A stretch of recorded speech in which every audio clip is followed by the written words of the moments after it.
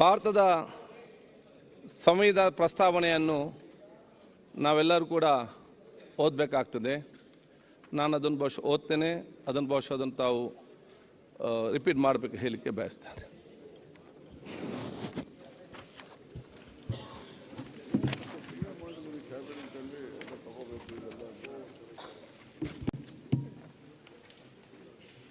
ಭಾರತದ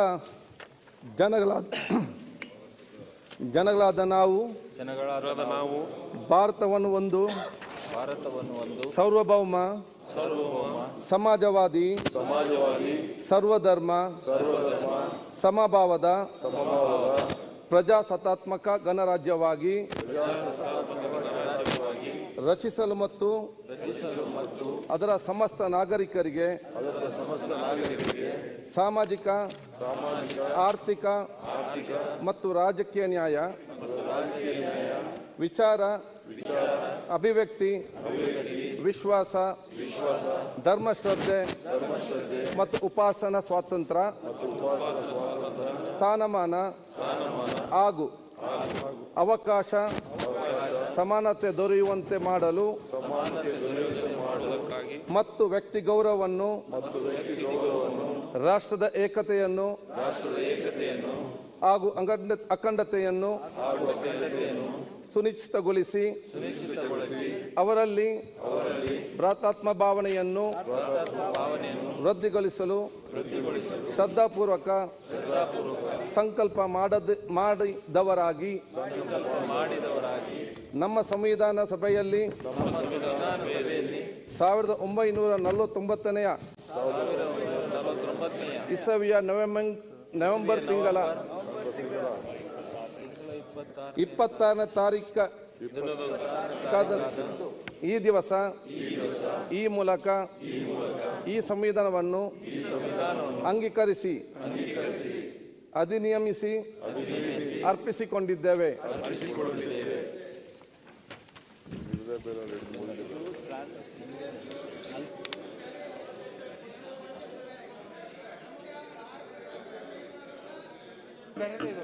ಅದನ್ನು ನಾವು ಹೇಳಬೇಕು.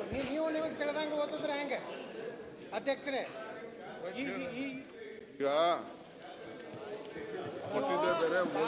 ಸರ್ ನಂಬಲ್ ಕಾಪಿನೇ ಬೇರೆ ಅದ, ನಿಂಬಲ್ಲೇ ಬೇರೆ ಅದ. ಸನ್ಮಾನ್ಯ ಅಧ್ಯಕ್ಷರೇ, ಓದ್ತಿರಿ ಬೇರೆ, ಕೊಟ್ಟಿದ್ರಿ ಬೇರೆ. ಸಂವಿಧಾನವನ್ನ ಹೇಳಲಿಕ್ಕೆ ಅಧಿಕಾರ ಇಲ್ಲ ಅಧ್ಯಕ್ಷರೇ. ಇದಕ್ಕೆ ನಮ್ಮ ತೀವ್ರ ವಿರೋಧ ಇದೆ. ನೀವು ಅಲ್ಲಿ ಓದಿದ್ದಕ್ಕೂ ಇಲ್ಲಿ ನಮ್ಗೆ ಕೊಟ್ಟಿದ್ದಕ್ಕೂ ವ್ಯತ್ಯಾಸ ಇದೆ, ಅದು ಸರಿಪಡಿಸ್ಕೊಳ್ಳಿ. ಹೌದು ಹೌದು ಹೌದು, ಓದ್ತಿರಿ ಬೇರೆ, ಇದು ಕೊಟ್ಟಿದ್ರಿ ಬೇರೆ. ಇಲ್ಲ ನೀವು in according the preamble of the constitution ಸ್ವಲ್ಪ ಎಕ್ಸ್ಪ್ಲನೇಷನ್ ಮಾಡಿದ್ರು ಅವರು. ನಿಮಗೂ ಅದೇ ಓದ್ಬೇಕು ಸಂವಿಧಾನ, ಬಸವನಗುರು ಅದೇ ಓದ್ಬೇಕು, ಸಿದ್ದರಾಮಯ್ಯನವರು ಅದೇ ಓದ್ಬೇಕು. ನೀವು ಹೇಳ್ಯಾರಲ್ಲ ಎಲ್ಲರಿಗೂ ಫ್ರೀ ಅಂತ. ಸಂವಿಧಾನ ಆಶಯನ ಬೇರೆ ರೀತಿ ಬರೆದ್ರೆ ಹೆಂಗ್ ನೀವು? ಓಕೆ ಅಧ್ಯಕ್ಷ, ಆಯ್ತು. ಮೂಲ ಆಶಯ ಎಲ್ಲೂ ಬದಲಾವಣೆ ಆಗಬಾರ್ದು. ಈಗ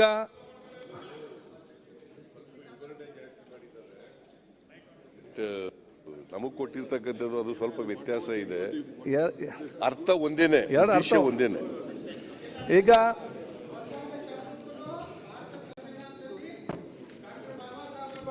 ಎಲ್ಲ ಅಧ್ಯಯನ ಮಾಡಿ ಅತ್ಯಂತ ಜಾಗ್ರತೆಯಿಂದ ಬಾಬಾ ಸಾಹೇಬರು ಬರೆದಾರೆ. ಆ ಸಂವಿಧಾನದ ಮೂಲ ಪೀಠಿಕೆಯನ್ನೇ ಓದಬೇಕು ಹೊರತು ನಮಗೆ ತಿಳಿದಂಗೆ ಎಕ್ಸ್ಪಾಂಡ್ ಮಾಡ್ಕೋತ ಹೋದ್ರೆ ಇದು ಸಂವಿಧಾನಕ್ಕೆ ಅಪಮಾನ ಮಾಡದಂಗೆ ಅಧ್ಯಕ್ಷರೇ. ಈಗ ನಮಗೆಲ್ಲರಿಗೂ ನಾನು ನಿಮ್ಗೆ ವಿನಂತಿ ಮಾಡ್ಕೋತೀನಿ, ನಾನು ನಿಮ್ಮ ಬಗ್ಗೆ ಅಪಾರ ಗೌರವ ಇದೆ, ನಾನು ವಿನಂತಿ ಮಾಡ್ಕೋತೀನಿ, ಇನ್ನೊಮ್ಮೆ ಸಮಗ್ರವಾಗಿ ನಿಮಗೆ ಕನ್ನಡ ಪೂರ್ತಿ ಬರ್ತಾ ಇದ್ರೆ ಸಂವಿಧಾನವನ್ನೇ ಬದಲಾಯಿಸ್ತೀನಿ ಅನ್ನೋ ಬಾಯಲ್ಲಿ ಈಗ ಈ ಮಾತುಗಳು ಅದು ಕನ್ನಡ ಆಗಬಾರ್ದು. ಈಗ ಈಗ ಅಲ್ಲ, ದಯವಿಟ್ಟು ಈಗ ನಿಮ್ಮ ಚರ್ಚೆ ನಾನು ಸ್ವಾಗತಿಸ್ತೇನೆ. ಯಾಕೆ ಸಂವಿಧಾನಬದ್ಧವಾಗಿರುವಾಗ ವಿಚಾರ ಬಂತು, ತಾವೆಲ್ಲ ಕೂಡ ತಮ್ಮ ಸಲಹೆಯನ್ನು ತಾವು ಇವತ್ತು ಕೊಟ್ಟಿದ್ದೀರಿ. ಒಟ್ಟಾರೆಯಾಗಿ ಬಹುಶಃ ಇದರ ಒಂದು ಅರ್ಥ, ಒಂದು ಸಂಯುಕ್ತ ಒಂದು ಅರ್ಥ ಬರೋ ರೀತಿಯಲ್ಲಿ ಅದನ್ನು ಸಂಕ್ಷಿಪ್ತವಾಗಿ ಇವತ್ತನ್ನು ನಾನು ಹೇಳಿದ್ದೆ ಅಂತ ಅವ್ರು ರಿಪೀಟ್ ಮಾಡಿದ್ದೀರಿ. ಅಲ್ಲ, ಬಹುಶಃ ಅದು ಇದೇ ರೀತಿ ಆಗಬೇಕಂದಿದ್ದರೆ ಖಂಡಿತವಾಗಿಯೂ ಮುಂದಿನ ಬರುವಾಗ ಅದೇ ರೀತಿ ಮಾಡಿಕೊಂಡು ಹೋಗುವ. ಅದಕ್ಕಾಗಿ ನಾಳೆ ಇದಕ್ಕೆ ಅವಕಾಶ ಕೊಡಿ. ನೋಡಿ, ಮೂಲ ಸಂವಿಧಾನ ಪೀಠಿಕೆ ಏನಿದೆ ಅದರಲ್ಲಿ ಒಂದು ಅಕ್ಷರನೂ ಬದಲಾವಣೆ ಆಗದ ರೀತಿಯಲ್ಲಿ ನೀವು ಹೇಳಬೇಕು, ಬೋಧನೆ ಮಾಡಬೇಕು. ಅದರಂತೆ ನೀವು ಏನು ಬೋಧನೆ ಮಾಡ್ತೀರಿ ಅದನ್ನು ನಾವು ಅನುಸರಿಸಿ ಡಾಕ್ಟರ್ ಬಾಬಾ ಸಾಹೇಬ್ ಅಂಬೇಡ್ಕರ್ ಅವರಿಗೆ ಗೌರವ ಕೊಡೋ ಕೆಲಸ ಆಗಬೇಕು. ನನಗೆಲ್ಲ ಸಂತೋಷ. ಬಾಬಾ ಸಾಹೇಬ್ ಅಂಬೇಡ್ಕರ್ ಬಗ್ಗೆ ತಾವೆಲ್ಲ ಭಾಳಷ್ಟು ಪ್ರೀತಿ, ವಿಶ್ವಾಸ, ಗೌರವ ಇಟ್ಟಿದ್ದೀರಿ. ಆದ ಕಾರಣ ಈ ಒಂದು ಸಂವಿಧಾನ ನಾವು ಹೇಗೆ ಓದುವಾಗ ಏನು ಆಸಕ್ತಿ ವಹಿಸಿದ್ದೀರಿ, ಚರ್ಚೆ ಮಾಡಿದ್ದೀರಿ. ತಮ್ಮ ನಡೆ ನುಡಿ ನಿಮ್ಮ ಕ್ಷೇತ್ರದಲ್ಲಿ ಕೆಲಸ ಮಾಡುವಾಗಲೂ ಕೂಡ ಶಾಸಕರಾಗಿ ಪ್ರತಿಯೊಂದು ಹಂತದಲ್ಲಿ ಕೂಡ ಅದು BR ಅಂಬೇಡ್ಕರ್ ತತ್ವಕ್ಕೆ ಅನುಗುಣವಾಗಿ ನನ್ನ ಕೆಲಸ ಮಾಡಿ ಸರ್ವರ ಪ್ರೀತಿಗೆ ಪಾತ್ರರಾಗುವ ಅವಕಾಶ ತಾವೆಲ್ಲ ಪಡ್ಕೊಳ್ಳಿ ಅಂತೇಳಿ ನಿಮಗೆಲ್ಲರಿಗೂ ನಾನು ವಿನಂತಿಸಿಕೊಳ್ತೇನೆ. ಕಾರ್ಯದರ್ಶಿಯವರು ಈಗ ತಮ್ಮ ಮರದಿಯನ್ನು ಮಂಡಿಸಿ. ಸನ್ಮಾನ್ಯ ಸಭಾಧ್ಯಕ್ಷರೇ, ಮಾನ್ಯ ರಾಜ್ಯಪಾಲರು ಮಾಡಿದ ಭಾಷಣದ ಪ್ರತಿಯನ್ನು ಸಭೆಯ ಮುಂದೆ ಮಂಡಿಸುತ್ತಿದ್ದೇನೆ. ಕಳೆದ ಅಧಿವೇಶನದಲ್ಲಿ ವರದಿಯನ್ನು ಒಪ್ಪಿಸಿದ ನಂತರ ರಾಜ್ಯಪಾಲರಿಂದ ಒಪ್ಪಿಗೆಯನ್ನು ಪಡೆದಿರತಕ್ಕ ವಿಧೇಯಕಗಳ ಪಟ್ಟಿಯನ್ನು ಸಭೆಯ ಮುಂದೆ ಮಂಡಿಸುತ್ತಿದ್ದೇನೆ. 2 ಪ್ರಕಟಣೆ ಇದೆ. ಮಾನ್ಯ ಮುಖ್ಯಮಂತ್ರಿಯವರ ಶಿಫಾರಸಿನ ಮೇರೆಗೆ ಮಾನ್ಯ ವಿಧಾನಸಭಾ ಸದಸ್ಯರಾದ ಶ್ರೀ ಅಶೋಕ್ ಮಹದೇವಪ್ಪ ಪಟ್ಟಣ್ ಅವರನ್ನು ಸರ್ಕಾರಿ ಮುಖ್ಯ ಸಚೇತಕರಾಗಿ ನೇಮಕ ಮಾಡಲಾಗಿದೆ ಎಂದು ಈ ಮೂಲಕ ಸದನ ಗಮನಕ್ಕೆ ತರುತ್ತೇನೆ.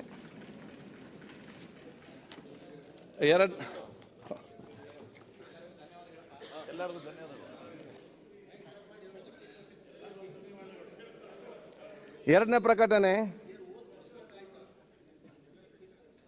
ಶ್ರೀ CM ಇಬ್ರಾಹಿಂ ರಾಜ್ಯಾಧ್ಯಕ್ಷರು ಕರ್ನಾಟಕ ಪ್ರದೇಶ ಜನತಾದಳ ಜಾತ್ಯತೀತ ಅವರು ದಿನಾಂಕ 24/5/2023 ಪತ್ರ ನೀಡಿದ್ದು, ಸದರಿ ಪತ್ರದಲ್ಲಿ ದಿನಾಂಕ 24/5/2023 ನಡೆದ ಕರ್ನಾಟಕ ಜನತಾದಳ ಜಾತ್ಯತೀತ ಶಾಸಕಾಂಗ ಪಕ್ಷದ ಸಭೆಯಲ್ಲಿ 16ನೇ ವಿಧಾನಸಭೆಗೆ ಜನತಾದಳ ಜಾತ್ಯತೀತ ಶಾಸಕಾಂಗ ಪಕ್ಷದ ನಾಯಕರನ್ನಾಗಿ ಚನ್ನಪಟ್ಟಣ ವಿಧಾನಸಭಾ ಕ್ಷೇತ್ರದ ಶಾಸಕರಾದ ಶ್ರೀ SD ಕುಮಾರಸ್ವಾಮಿ ಅವರನ್ನು ಹಾಗೂ ನಾಯಕಿಯನ್ನಾಗಿ ಶಿವಮೊಗ್ಗ ಗ್ರಾಮೀಣ ವಿಧಾನಸಭಾ ಕ್ಷೇತ್ರದ ಶಾಸಕರಾದ ಶ್ರೀಮತಿ ಶಾರದಾ ಪೂರ್ಯ ನಾಯಕ್ ಅವರನ್ನು ಸರ್ವಾನುಮತ ಆಯ್ಕೆ ಮಾಡಲಾಗಿದೆ ಎಂದು ತಿಳಿಸಿದ್ದು, ಸದರ ವಿಷಯವನ್ನು ಈ ಮೂಲಕ ಸದನ ಗಮನಕ್ಕೆ ತರಬಯಸ್ತೇನೆ. ಬಹುಶಃ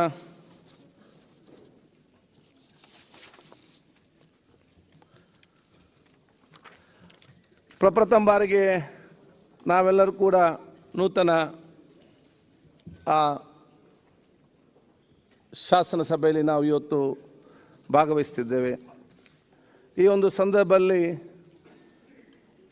ನಾನು ಬಹುಶಃ ಕೆಲವೇ ನನ್ನ ಅನಿಸಿಕೆಗಳನ್ನು ನಿಮ್ಮ ಮುಂದೆ ಹೇಳಲಿಕ್ಕೆ ನಾನು ಇವತ್ತು ಬಯಸುವಂಥದ್ದು.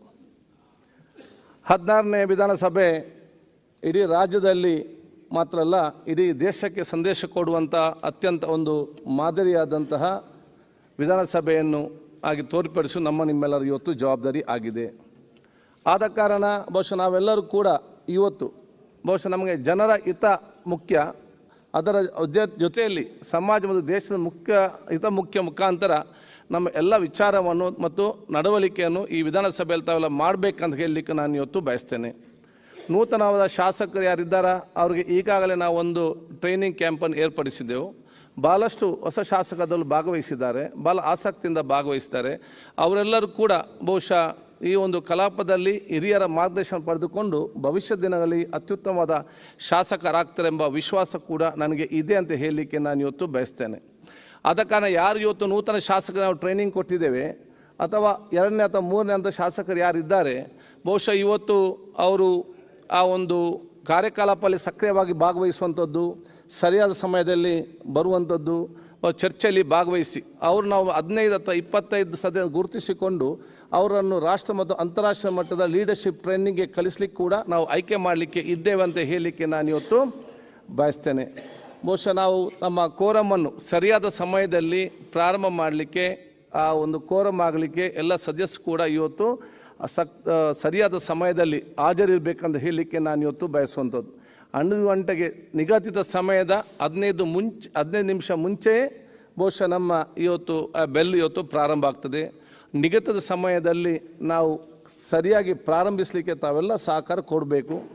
ನಿಗದಿತ ಸಮಯದಲ್ಲಿ ನಾವು ಪ್ರಾರಂಭ ಮಾಡಿದರೆ ಸಂಜೆ ಆಗೋ ಕರೆಕ್ಟಾಗಿ ಸಂತೋಷದಿಂದ ಮತ್ತು ಸರಿಯಾದ ಸಮಯ ಮುಗಿಸ್ಲಿಕ್ಕೆ ಅಂತ ಅವಕಾಶ ನಮ್ಗೆ ಖಂಡಿತವಾಗಿ ಇವತ್ತು ಆಗ್ತದೆ.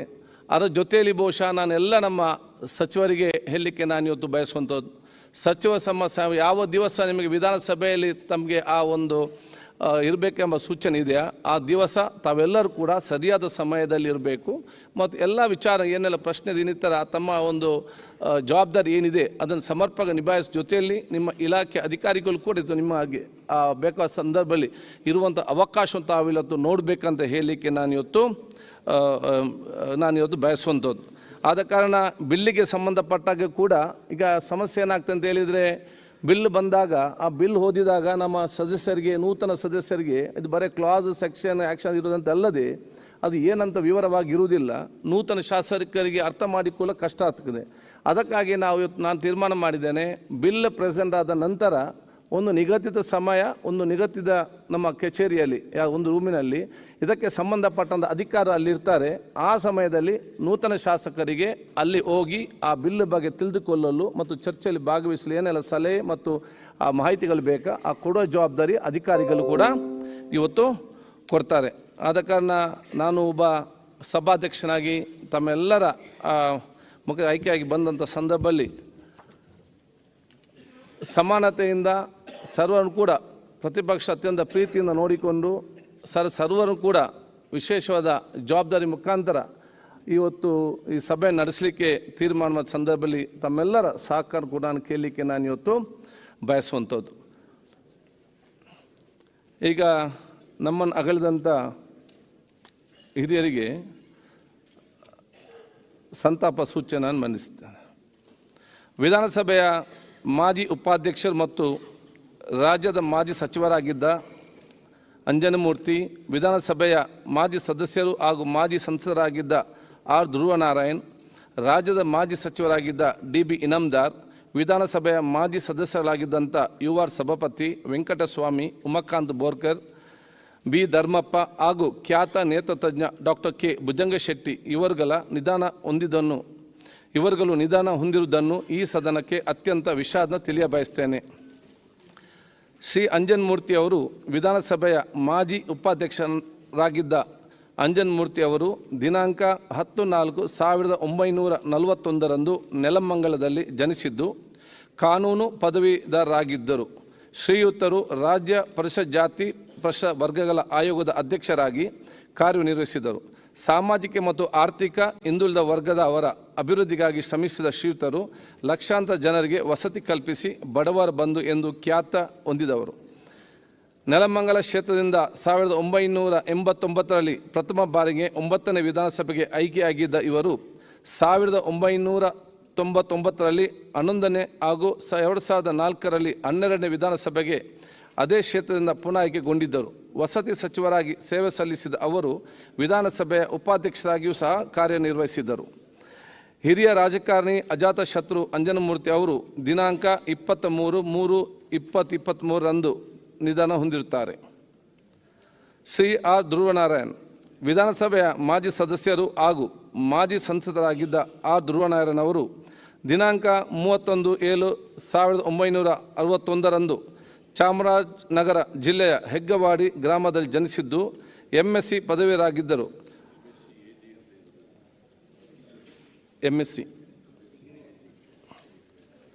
MSc AG ಪದವೀಧರರಾಗಿದ್ದರು. ಅವರು ವೃತ್ತಿಯಲ್ಲಿ ಕೃಷಿಕರಾಗಿದ್ದರು. ಅಭಿವೃದ್ಧಿ ಕಾರ್ಯಗಳನ್ನು ಯಶಸ್ವಿಯಾಗಿ ಜಾರಿಗೆ ತಂದು ಸರ್ಕಾರದ ಸವಲತ್ತುಗಳನ್ನು ಮನೆ ಬಾಗಿಲಿಗೆ ತಲುಪಿಸಿ ಶೋಷಿತರ ಪರವಾಗಿ ಕೆಲಸ ಮಾಡಿ ಎಲ್ಲ ವರ್ಗದವರೊಂದಿಗೆ ಆತ್ಮೀಯ ಒಡನಾಟ ಹೊಂದಿದ ಅವರು ಮೈಸೂರು ಭಾಗದ ಧ್ರುವತಾರೆ ಎಂದು ಪ್ರಸಿದ್ಧರಾಗಿದ್ದರು. ಸಂತೆಮಾರನಹಳ್ಳಿ ಕ್ಷೇತ್ರದಿಂದ 2004ರಲ್ಲಿ 12ನೇ ವಿಧಾನಸಭೆಗೆ ಮತ್ತು ಕೊಳ್ಳೇಗಾಲ ಕ್ಷೇತ್ರದಿಂದ 2008ರಲ್ಲಿ 13ನೇ ವಿಧಾನಸಭೆಗೆ ಚುನಾಯಿತರಾಗಿದ್ದ ಅವರು ಚಾಮರಾಜನಗರ ಕ್ಷೇತ್ರದಿಂದ 2009ರಲ್ಲಿ 15ನೇ ಲೋಕಸಭೆಗೆ ಆಯ್ಕೆಯಾಗಿದ್ದಲ್ಲದೆ 2014ರಲ್ಲಿ 16ನೇ ಲೋಕಸಭೆಗೆ ಪುನಃ ಆಯ್ಕೆಯಾಗಿದ್ದರು. ಸರಳ ಸಜ್ಜನಿಕೆ ಕ್ರಿಯಾಶೀಲ ವ್ಯಕ್ತಿತ್ವ ರಾಜಕಾರಣಿಗಿದ್ದ ಆರ್ ಧ್ರುವನಾರಾಯಣ್ ಅವರು ದಿನಾಂಕ 11/3/2023 ನಿಧನ ಹೊಂದಿರುತ್ತಾರೆ. ಶ್ರೀ DB ಇನಾಮದಾರ್, ರಾಜ್ಯದ ಮಾಜಿ ಸಚಿವರಾಗಿದ್ದ DB ಇನಾಮದಾರ್ ಅವರು ದಿನಾಂಕ 2/7/1947 ಬೆಳಗಾವಿ ಜಿಲ್ಲೆಯ ನೇಗಿಹಾಲ ಗ್ರಾಮದಲ್ಲಿ ಜನಿಸಿದ್ದು BSc ಪದವೀಧರರಾಗಿದ್ದಾರೆ. ವೃತ್ತಿಯಲ್ಲಿ ಕೃಷಿಕರಾಗಿದ್ದ ಶ್ರೀಯುತರು ಮಲಪ್ರಭಾ ಸಹಕಾರಿ ಸಕ್ಕರೆ ಕಾರ್ಖಾನೆ ಅಧ್ಯಕ್ಷರಾಗಿ ಕಾರ್ಯನಿರ್ವಹಿಸಿದರು. ಉತ್ತರ ಕರ್ನಾಟಕದ ಪ್ರಗತಿಪರ ಚಿಂತಕರಾಗಿದ್ದ ಅವರು ಬೊಂಬೈ ಕರ್ನಾಟಕದ ಹೆಸರನ್ನು ಕಿತ್ತೂರು ಕರ್ನಾಟಕವಾಗಿ ಬದಲಾಗಬೇಕೆಂದು ಬಯಸಿದ್ದರು. ಕಿತ್ತೂರು ಕ್ಷೇತ್ರದಿಂದ 1983ರಲ್ಲಿ 7ನೇ ವಿಧಾನಸಭೆಗೆ ಪ್ರಥಮ ಬಾರಿಗೆ ಆಯ್ಕೆಯಾಗಿದ್ದ ಅವರು 1985ರಲ್ಲಿ 8ನೇ, 1994ರಲ್ಲಿ 10ನೇ, 1999ರಲ್ಲಿ 11ನೇ ಮತ್ತು 2013ರಲ್ಲಿ 14ನೇ ವಿಧಾನಸಭೆಗೆ ಒಟ್ಟು 5 ಬಾರಿ ಅದೇ ಕ್ಷೇತ್ರದಿಂದ ಪುನಃ ಚುನಾಯಿತರಾಗಿದ್ದರು. ರಾಜ್ಯದ ಗಣಿ ಮತ್ತು ಭೂವಿಜ್ಞಾನ, ಆರೋಗ್ಯ, ಆಹಾರ ಮತ್ತು ನಾಗರಿಕ ಸರಬರಾಜು, ಮಾಹಿತಿ ತಂತ್ರಜ್ಞಾನ, ಜೈವಿಕ ತಂತ್ರಜ್ಞಾನ ಹಾಗೂ ಪ್ರವಾಸೋದ್ಯಮ ಸಚಿವರಾಗಿ ಕಾರ್ಯನಿರ್ವಹಿಸಿದರು. ಹಿರಿಯ ರಾಜಕಾರಣಿ DB ಇನಾಮದಾರ್ ಅವರು ದಿನಾಂಕ 25/4/2023 ನಿಧನ ಹೊಂದಿರುತ್ತಾರೆ.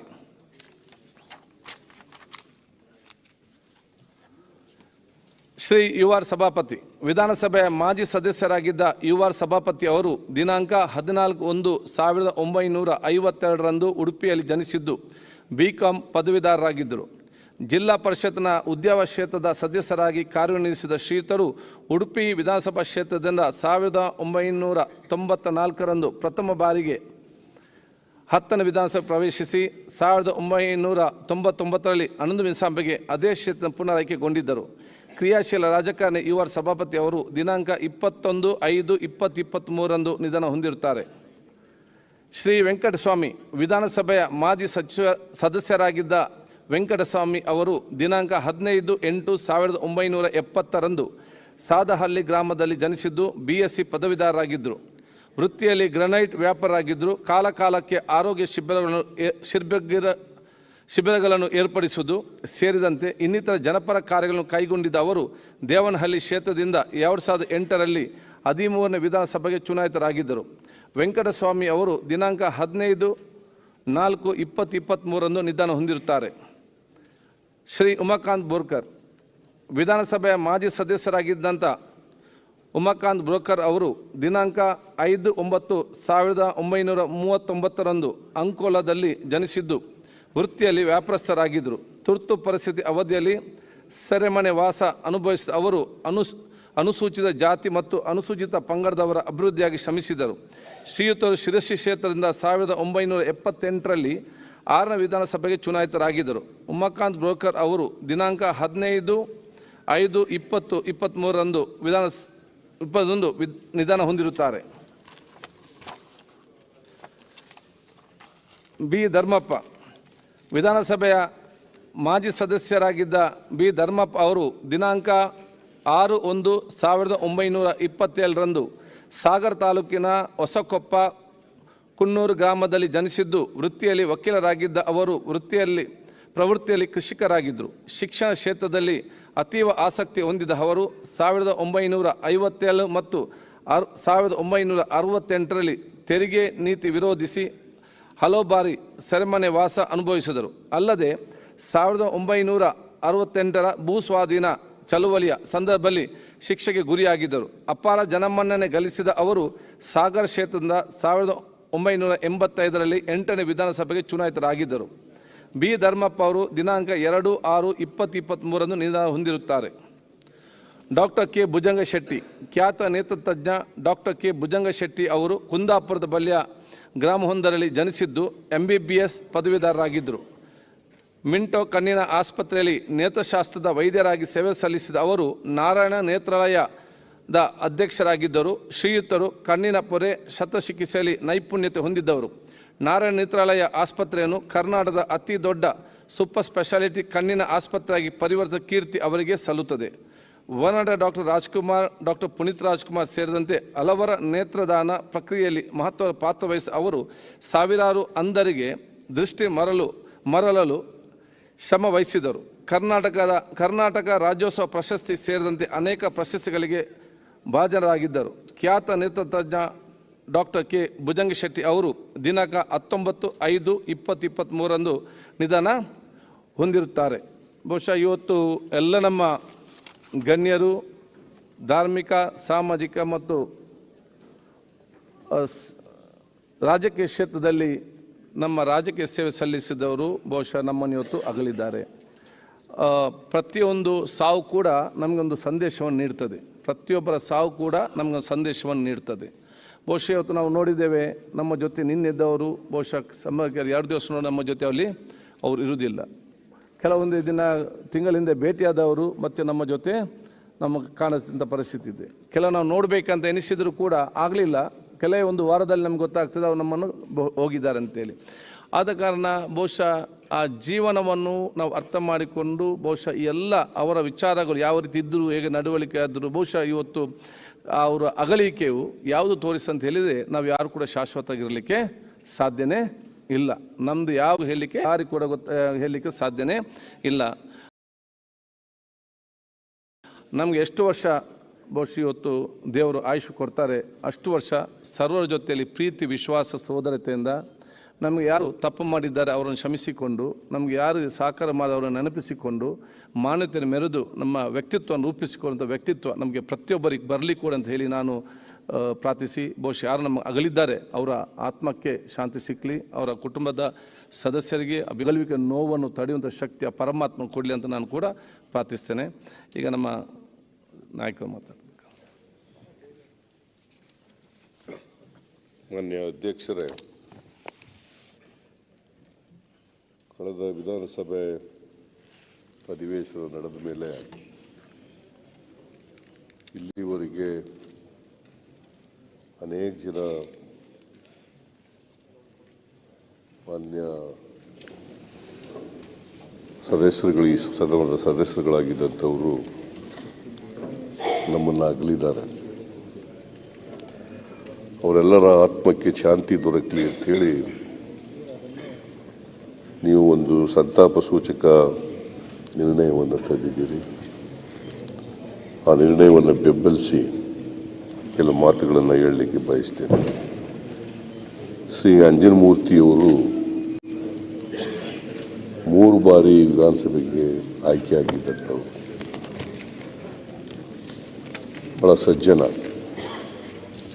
ಮತ್ತು ಅಜಾತ ಶತ್ರು. ನೆಲಮಂಗಲದಲ್ಲಿ ನೆಲೆಸಿದ್ರು, ನೆಲಮಂಗಲದಲ್ಲಿ ಶಾಸಕರು ಕೂಡ ಆಗಿದ್ದರು. ಆಮೇಲೆ ವಿಧಾನಸಭೆಯ ಉಪಾಧ್ಯಕ್ಷರಾಗಿ ಕೂಡ ಕೆಲಸ ಮಾಡಿದ್ರು, ಸಚಿವರಾಗಿ ಕೂಡ ಕೆಲಸ ಮಾಡಿದ್ರು. ಬಹುಶಃ ಅವರು ಈ ಸಾರಿ ಟಿಕೆಟು ಕೂಡ ಕೇಳಿದ್ರು. ನಾವು ಕೊನೆಯ ಬಾರಿ ನಿಂತ್ಕೊಳ್ತೀನಿ ಈ ಸಾರಿ ಅಂತೇಳಿ ನನ್ನ ಬಳಿ ಬಂದು ಟಿಕೆಟು ಕೂಡ ಕೇಳಿದರು. ಆದರೆ ಚುನಾವಣೆಗೆ ಮುಂಚಿತವಾಗಿ ಕಾಲವಾದರು. ಪಾಪ ಅವರು ನಿಂತಿದ್ರೆ ಶಾಸಕರಾಗ್ತಿದ್ರೆ ಏನೋ ಗೊತ್ತಿಲ್ಲ. ಯಾಕಂದರೆ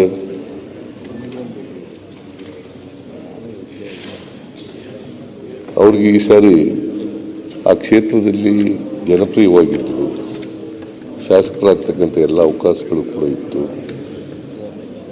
ಪಾಪ ಚುನಾವಣೆ ನಡೆಯೋದಕ್ಕಿಂತ ಮುಂಚಿತವಾಗಿ ನಮ್ಮನ್ನೆಲ್ಲ ಅಗಲಿದ್ದಾರೆ. ಅವರ ಆತ್ಮಕ್ಕೆ ಚಿರಶಾಂತಿ ದೊರಕಲಿ ಅಂತೇಳಿ ಪ್ರಾರ್ಥಿಸಿ, ಅವರ ಕುಟುಂಬ ವರ್ಗದವರಿಗೆ ಅವರ ಸಾವಿನ ದುಃಖವನ್ನು ಭರಿಸ್ತಕ್ಕಂಥ ಶಕ್ತಿ ಕೊಡಲಿ ಅಂತೇಳಿ ನಾನು ಹಾರೈಸ್ತೇನೆ. ಆರ್ ಧ್ರುವನಾರಾಯಣ ನಮ್ಮ ಜಿಲ್ಲೆಯವರು, ಅವರು 2 ಬಾರಿ ಶಾಸಕರಾಗಿದ್ದರು, 2 ಬಾರಿ ಲೋಕಸಭಾ ಸದಸ್ಯರು ಕೂಡ ಆಗಿದ್ದರು. ಅವರು ಒಬ್ಬ ಶಾಸಕರಾಗಿರಲಿ, ಲೋಕಸಭಾ ಸದಸ್ಯರಾಗಿರಲಿ, ಉತ್ತಮ ಶಾಸಕ ಅಂತ ಹೇಳಿ ಅವರು ಕ್ಷೇತ್ರದ ಜನರನ್ನು, ಅವರ ಸಮಸ್ಯೆಗಳನ್ನು ಹಚ್ಚಿಕೊಂಡು ಕೆಲಸ ಮಾಡ್ತಿದ್ದಂಥ ಒಬ್ಬ ವ್ಯಕ್ತಿ, ಅತ್ಯಂತ ಕ್ರಿಯಾಶೀಲವಾಗಿದ್ದಂಥ ಒಬ್ಬ ವ್ಯಕ್ತಿ. ಈ ಬಾರಿ ನಂಜನಗೂಡಿಂದ ನಿಲ್ಲಬೇಕು ಅಂತ ಇದ್ದರು. ಪಾಪ ಅವರು ಚುನಾವಣೆಗಿಂತ ಮುಂಚಿತವಾಗಿ ಹಠಾತ್ ನಿಧನಕ್ಕೆ ತುತ್ತಾದರು. ನಾವು ಯಾರೂ ನಿರೀಕ್ಷೆ ಮಾಡಿರಲಿಲ್ಲ ಅವರು ಇಷ್ಟು ಬೇಗ ನಮ್ಮನ್ನೆಲ್ಲ ಅಗಲ್ತಾರೆ ಅಂತಕ್ಕಂಥದ್ದು ಮಾಡಿರಲಿಲ್ಲ. ಅವರು 2 ಬಾರಿ ಲೋಕಸಭಾ ಸದಸ್ಯರಾಗಿ ನಮ್ಮ ಕ್ಷೇತ್ರನೂ ಕೂಡ ಅಲ್ಲಿಗೆ ಸೇರಿತ್ತು, ವರ್ಣನೂ ಕೂಡ ಅಲ್ಲಿಗೆ ಸೇರಿತ್ತು ಚಾಮರಾಜನಗರ ಲೋಕಸಭಾ ಕ್ಷೇತ್ರಕ್ಕೆ. ಬಹುಶಃ ಲೋಕಸಭಾ ಸದಸ್ಯರಾಗಿದ್ದರೂ ಕೂಡ ಪ್ರತಿ ಕ್ಷೇತ್ರಕ್ಕೆ ಭೇಟಿ ಕೊಡೋರು, ಪ್ರತಿ ಅಸೆಂಬ್ಲಿ ಕ್ಷೇತ್ರಕ್ಕೆ ಭೇಟಿ ಕೊಡೋರು, ಶಾಸಕರ ರೀತಿಯೇ ಕೆಲಸ ಮಾಡೋರು ಅಂತ ಒಬ್ಬ ಜನಪರವಾದಂಥ ಕಾಳಜಿ ಅಂತ, ಶೋಷಿತರ ಪರವಾಗಿ ಕಾಳಜಿ ಇದ್ದಂಥ, ದಲಿತರ ಪರವಾಗಿ ಕಾಳಜಿ ಇದ್ದಂಥ ವ್ಯಕ್ತಿ ನಮ್ಮನ್ನು ಅಗಲಿದ್ದಾರೆ. ಅವರ ಮಗ ಈಗ ಶಾಸಕರಾಗಿದ್ದಾರೆ, ದರ್ಶನ್ ಅಂತೇಳಿ ಅವ್ರ ಮಗ ಶಾಸಕರಾಗಿದ್ದಾರೆ. ಪಾಪ ಇವ್ರು ಶಾಸಕರಾಗಬೇಕಾಗಿತ್ತು, ಅವರ ಜಾಗಕ್ಕೆ ಅವರ ಮಗ ಭಾಳ ದೊಡ್ಡ ಅಂತರದಿಂದ ಗೆದ್ದಿದ್ದಾರೆ. ನಮಗೆ ಇವರ ನಿಧನದಿಂದ ಕಾಂಗ್ರೆಸ್ ಪಕ್ಷಕ್ಕೆ ದೊಡ್ಡ ನಷ್ಟ ಆಗಿದೆ. ಅಷ್ಟೇ ಅಲ್ಲ, ರಾಜ್ಯದ ರಾಜಕಾರಣಕ್ಕೆ ದೊಡ್ಡ ನಷ್ಟ ಆಗಿದೆ. ಅವ್ರ ಜಾಗ ತುಂಬಿಸ್ಲಿಕ್ಕೆ ಭಾಳ ಕಷ್ಟ ಆಗ್ತದೆ. ಅದೇನೇ ಇರಲಿ, ಅವರ ಆತ್ಮಕ್ಕೆ ಚಿರಶಾಂತಿ ದೊರಕಲಿ, ಅವರ ಕುಟುಂಬ ವರ್ಗದವರಿಗೆ ಅವ್ರ ಸಾವಿನ ದುಃಖ ಭರಿಸಲಿ ಅಂತೇಳಿ ನಾನು ಈ ಸಂದರ್ಭದಲ್ಲಿ ಪ್ರಾರ್ಥನೆ ಮಾಡ್ತೇನೆ. ಆಮೇಲೆ ಇನಾಮ್ದಾರ್, BB ಇನಾಮ್ದಾರ್ ಅವರು ಕಿತ್ತೂರು ಕ್ಷೇತ್ರದಿಂದ 5 ಬಾರಿ ಶಾಸಕರಾಗಿದ್ದರು, ಮಂತ್ರಿನೂ ಕೂಡ ಆಗಿದ್ದರು, ಅನೇಕ ಸಾರಿ ಮಂತ್ರಿ ಆಗಿದ್ದರು. ನಾನು ಅವರು ಒಟ್ಟಿಗೆ ಅಸೆಂಬ್ಲಿ 1983ರಲ್ಲಿ ಒಟ್ಟಿಗೆ ಗೆದ್ದು ಬಂದಿದ್ದವು. ಬಹಳ ಸ್ನೇಹಜೀವಿ. ಮಲಪ್ರಭಾ ಸಕ್ಕರೆ ಕಾರ್ಖಾನೆ ಅಧ್ಯಕ್ಷರು ಕೂಡ ಆಗಿದ್ದರು. ಬಹಳ ರೈತರ ಬಗ್ಗೆ ಅಪಾರವಾದಂಥ ಕಾಳಜಿ ಇಟ್ಕೊಂಡು ಕೆಲಸ ಮಾಡ್ತಾ ಇದ್ರು. ಅವರು ನಮ್ಮನ್ನಾಗಲಿದ್ದಾರೆ. ಈಗ ಅವರು ಕೂಡ ಟಿಕೆಟ್ ಕೇಳ್ತಾ ಇದ್ರು. ಪಾಪ ಈ ಸಾರಿ ಕೊನೆ ಎಲೆಕ್ಷನ್ ನಾನು ನಿಲ್ಲಬೇಕು ಅಂತೇಳಿ ಟಿಕೆಟ್ ಕೇಳ್ತಾ ಇದ್ರು. ಚುನಾವಣೆಗಿಂತ ಮುಂಚಿತವಾಗಿ ಅವರು ನಿಧನರಾದರು. ನನಗೆ ಒಳ್ಳೆಯ ಸ್ನೇಹಿತರು, ಪರ್ಸ್ನಲ್ ಆಗಿ is A good friend of my. ಯಾಕಂದರೆ ಒಟ್ಟಿಗೆ ನಾವು ಮಂತ್ರಿಗಳಾಗಿದ್ದೋ, ಒಟ್ಟಿಗೆ MLAಗಳಾಗಿದ್ದೋ, ಅನೇಕ ಸಾರಿ ಜೊತೆಯಲ್ಲಿ ಇರ್ತಿದ್ದೋ ಅಂತ ಒಬ್ಬ ವ್ಯಕ್ತಿ ನಮ್ಮನ್ನು ಅಗಲಿದ್ದಾರೆ. ವೈಯಕ್ತಿಕವಾಗೂ ನಷ್ಟ ಆಗಿದೆ, ರಾಜ್ಯಕ್ಕೂ ಕೂಡ ನಷ್ಟ ಆಗಿದೆ ಅಂತೇಳಿ ಈ ಸಂದರ್ಭದಲ್ಲಿ ಹೇಳಿ ಅವರ ಆತ್ಮಕ್ಕೆ ಚಿರಶಾಂತಿ ದೊರಕಲಿ ಅಂತೇಳಿ ನಾನು ಪ್ರಾರ್ಥನೆ ಮಾಡ್ತೇನೆ. ಅವರ ಕುಟುಂಬ ವರ್ಗದವ್ರಿಗೆ ಅವ್ರ ಸಾವಿನ ದುಃಖ ಭರಿಸ್ತಕ್ಕಂಥ ಶಕ್ತಿ ಕೊಡಲಿ ಅಂತೇಳಿ. UR ಸಭಾಪತಿ 2 ಬಾರಿ ಶಾಸಕರಾಗಿದ್ದರು. ಅಸೆಂಬ್ಲಿನಲ್ಲಿ ಬಹಳ ಕ್ರಿಯಾಶೀಲವಾಗಿರ್ತಾ ಇದ್ರು.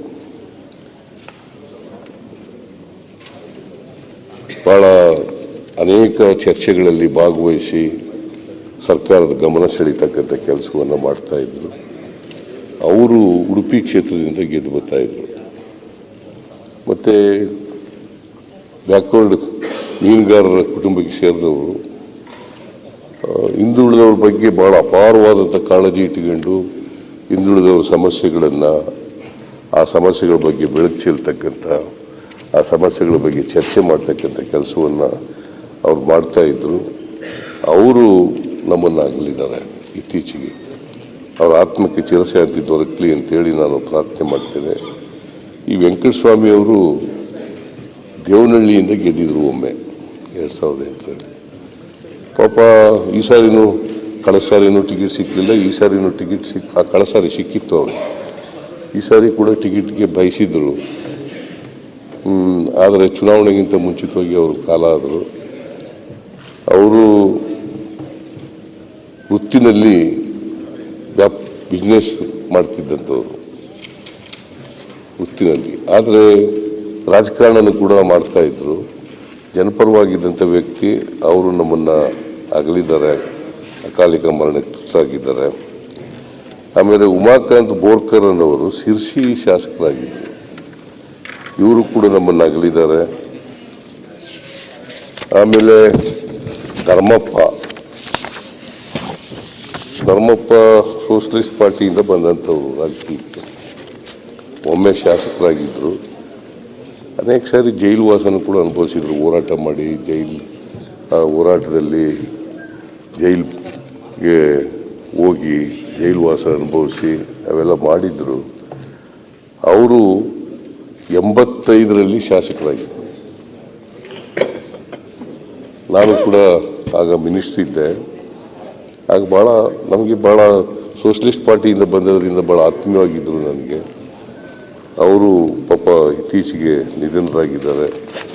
ಅವರ ಆತ್ಮಕ್ಕೂ ಕೂಡ ಶಾಂತಿ ದೊರಕಲಿ ಅಂತೇಳಿ ನಾನು ಈ ಸಂದರ್ಭದಲ್ಲಿ ಪ್ರಾರ್ಥನೆ ಮಾಡ್ತೇನೆ. ಆಮೇಲೆ ಡಾಕ್ಟರ್ ಭುಜಂಗ್ ಶೆಟ್ಟಿ, ಇವರು ನೇತ್ರ ತಜ್ಞರು, ಮಿಂಟೋ ಆಸ್ಪತ್ರೆಯಲ್ಲಿ ಕೆಲಸ ಮಾಡಿದರು. ಆಮೇಲೆ ನಾರಾಯಣ ನೇತ್ರಾಲಯ ಅಂತೇಳಿ ಅದರ ಅಧ್ಯಕ್ಷರಾಗಿ ಕೆಲಸ ಮಾಡಿದರು. ಕಣ್ಣಿನ ಪೊರೆ ಇದೆಯಲ್ಲ, ಅದರಲ್ಲಿ ಇವರು ನೈಪುಣ್ಯತೆ ಹೊಂದಿದರು. ಸೊ ಹಾಗಾಗಿ ಇಡೀ ರಾಜ್ಯದಲ್ಲಿ ಅನೇಕ ಜನರಿಗೆ ಕಣ್ಣಿನ ಪೊರೆ ಶಸ್ತ್ರಚಿಕಿತ್ಸೆಯನ್ನು ಮಾಡ್ತಕ್ಕಂಥ ಕೆಲಸವನ್ನು ಮಾಡಿದರು. ಸೊ ಅದನ್ನು ಅವರ ಆಸ್ಪತ್ರೆ ಇದೆಯಲ್ಲ, ನಾರಾಯಣ ನೇತ್ರಾಲಯ, ಅದನ್ನು ಸೂಪರ್ ಸ್ಪೆಷಾಲಿಟಿ ಆಸ್ಪತ್ರೆ ಮಾಡಲಿಕ್ಕೆ ಪ್ರಯತ್ನವನ್ನು ಮಾಡಿದರು. ಅದನ್ನು ಪರಿವರ್ತನೆ ಮಾಡಿದರು. ಆಮೇಲೆ ಡಾಕ್ಟರ್ ರಾಜ್ಕುಮಾರ್, ಪುನೀತ್ ರಾಜ್ಕುಮಾರ್ ಸೇರಿದಂತೆ ಅಲ್ಲಿ ಅನೇಕ ಜನರಿಗೆ ನೇತ್ರದಾನ ಪ್ರಕ್ರಿಯೆಯಲ್ಲಿ ಭಾಗವಹಿಸಿದಂಥವರು. ಅವರಿಗೆ ರಾಜ್ಯೋತ್ಸವ ಪ್ರಶಸ್ತಿ ಕೂಡ ಸಿಕ್ಕಿತ್ತು. ಅವರ ಸೇವೆಯನ್ನು ಪರಿಗಣಿಸಿ ರಾಜ್ಯ ಸರ್ಕಾರ ಅವರಿಗೆ ರಾಜ್ಯೋತ್ಸವ ಪ್ರಶಸ್ತಿಯನ್ನು ಕೂಡ ಕೊಟ್ಟಿತ್ತು. ಈ ಎಲ್ಲ ಜನರು ಕೂಡ ನಮ್ಮನ್ನು ಅಗಲಿದ್ದಾರೆ. ಅವರವ್ರ ಕ್ಷೇತ್ರದಲ್ಲಿ ಭಾಳ ಅಪಾರವಾಗಿ ಕೆಲಸ ಮಾಡಿದರು. ಅವರು ಅಗಲಿಕೆಯಿಂದ ರಾಜ್ಯಕ್ಕೆ, ಸಮಾಜಕ್ಕೆ ದೊಡ್ಡ ನಷ್ಟ ಆಗಿದೆ ಅಂತೇಳಿ ಈ ಸಂದರ್ಭದಲ್ಲಿ ಹೇಳಿ, ಅವರ ಆತ್ಮಕ್ಕೆ ಚಿರಶಾಂತಿ ದೊರಕಲಿ, ಅವರೆಲ್ಲರ ಕುಟುಂಬದವರಿಗೆ ಅವರ ಸಾವಿನ ದುಃಖವನ್ನು ಭರಿಸ್ತಕ್ಕಂಥ ಶಕ್ತಿ ಕೊಡಲಿ ಅಂತೇಳಿ ನಾನು ಪ್ರಾರ್ಥನೆ ಮಾಡ್ತೇನೆ. ಈ ನಿರ್ಣಯವನ್ನು ಬೆಂಬಲಿಸ್ತೇನೆ.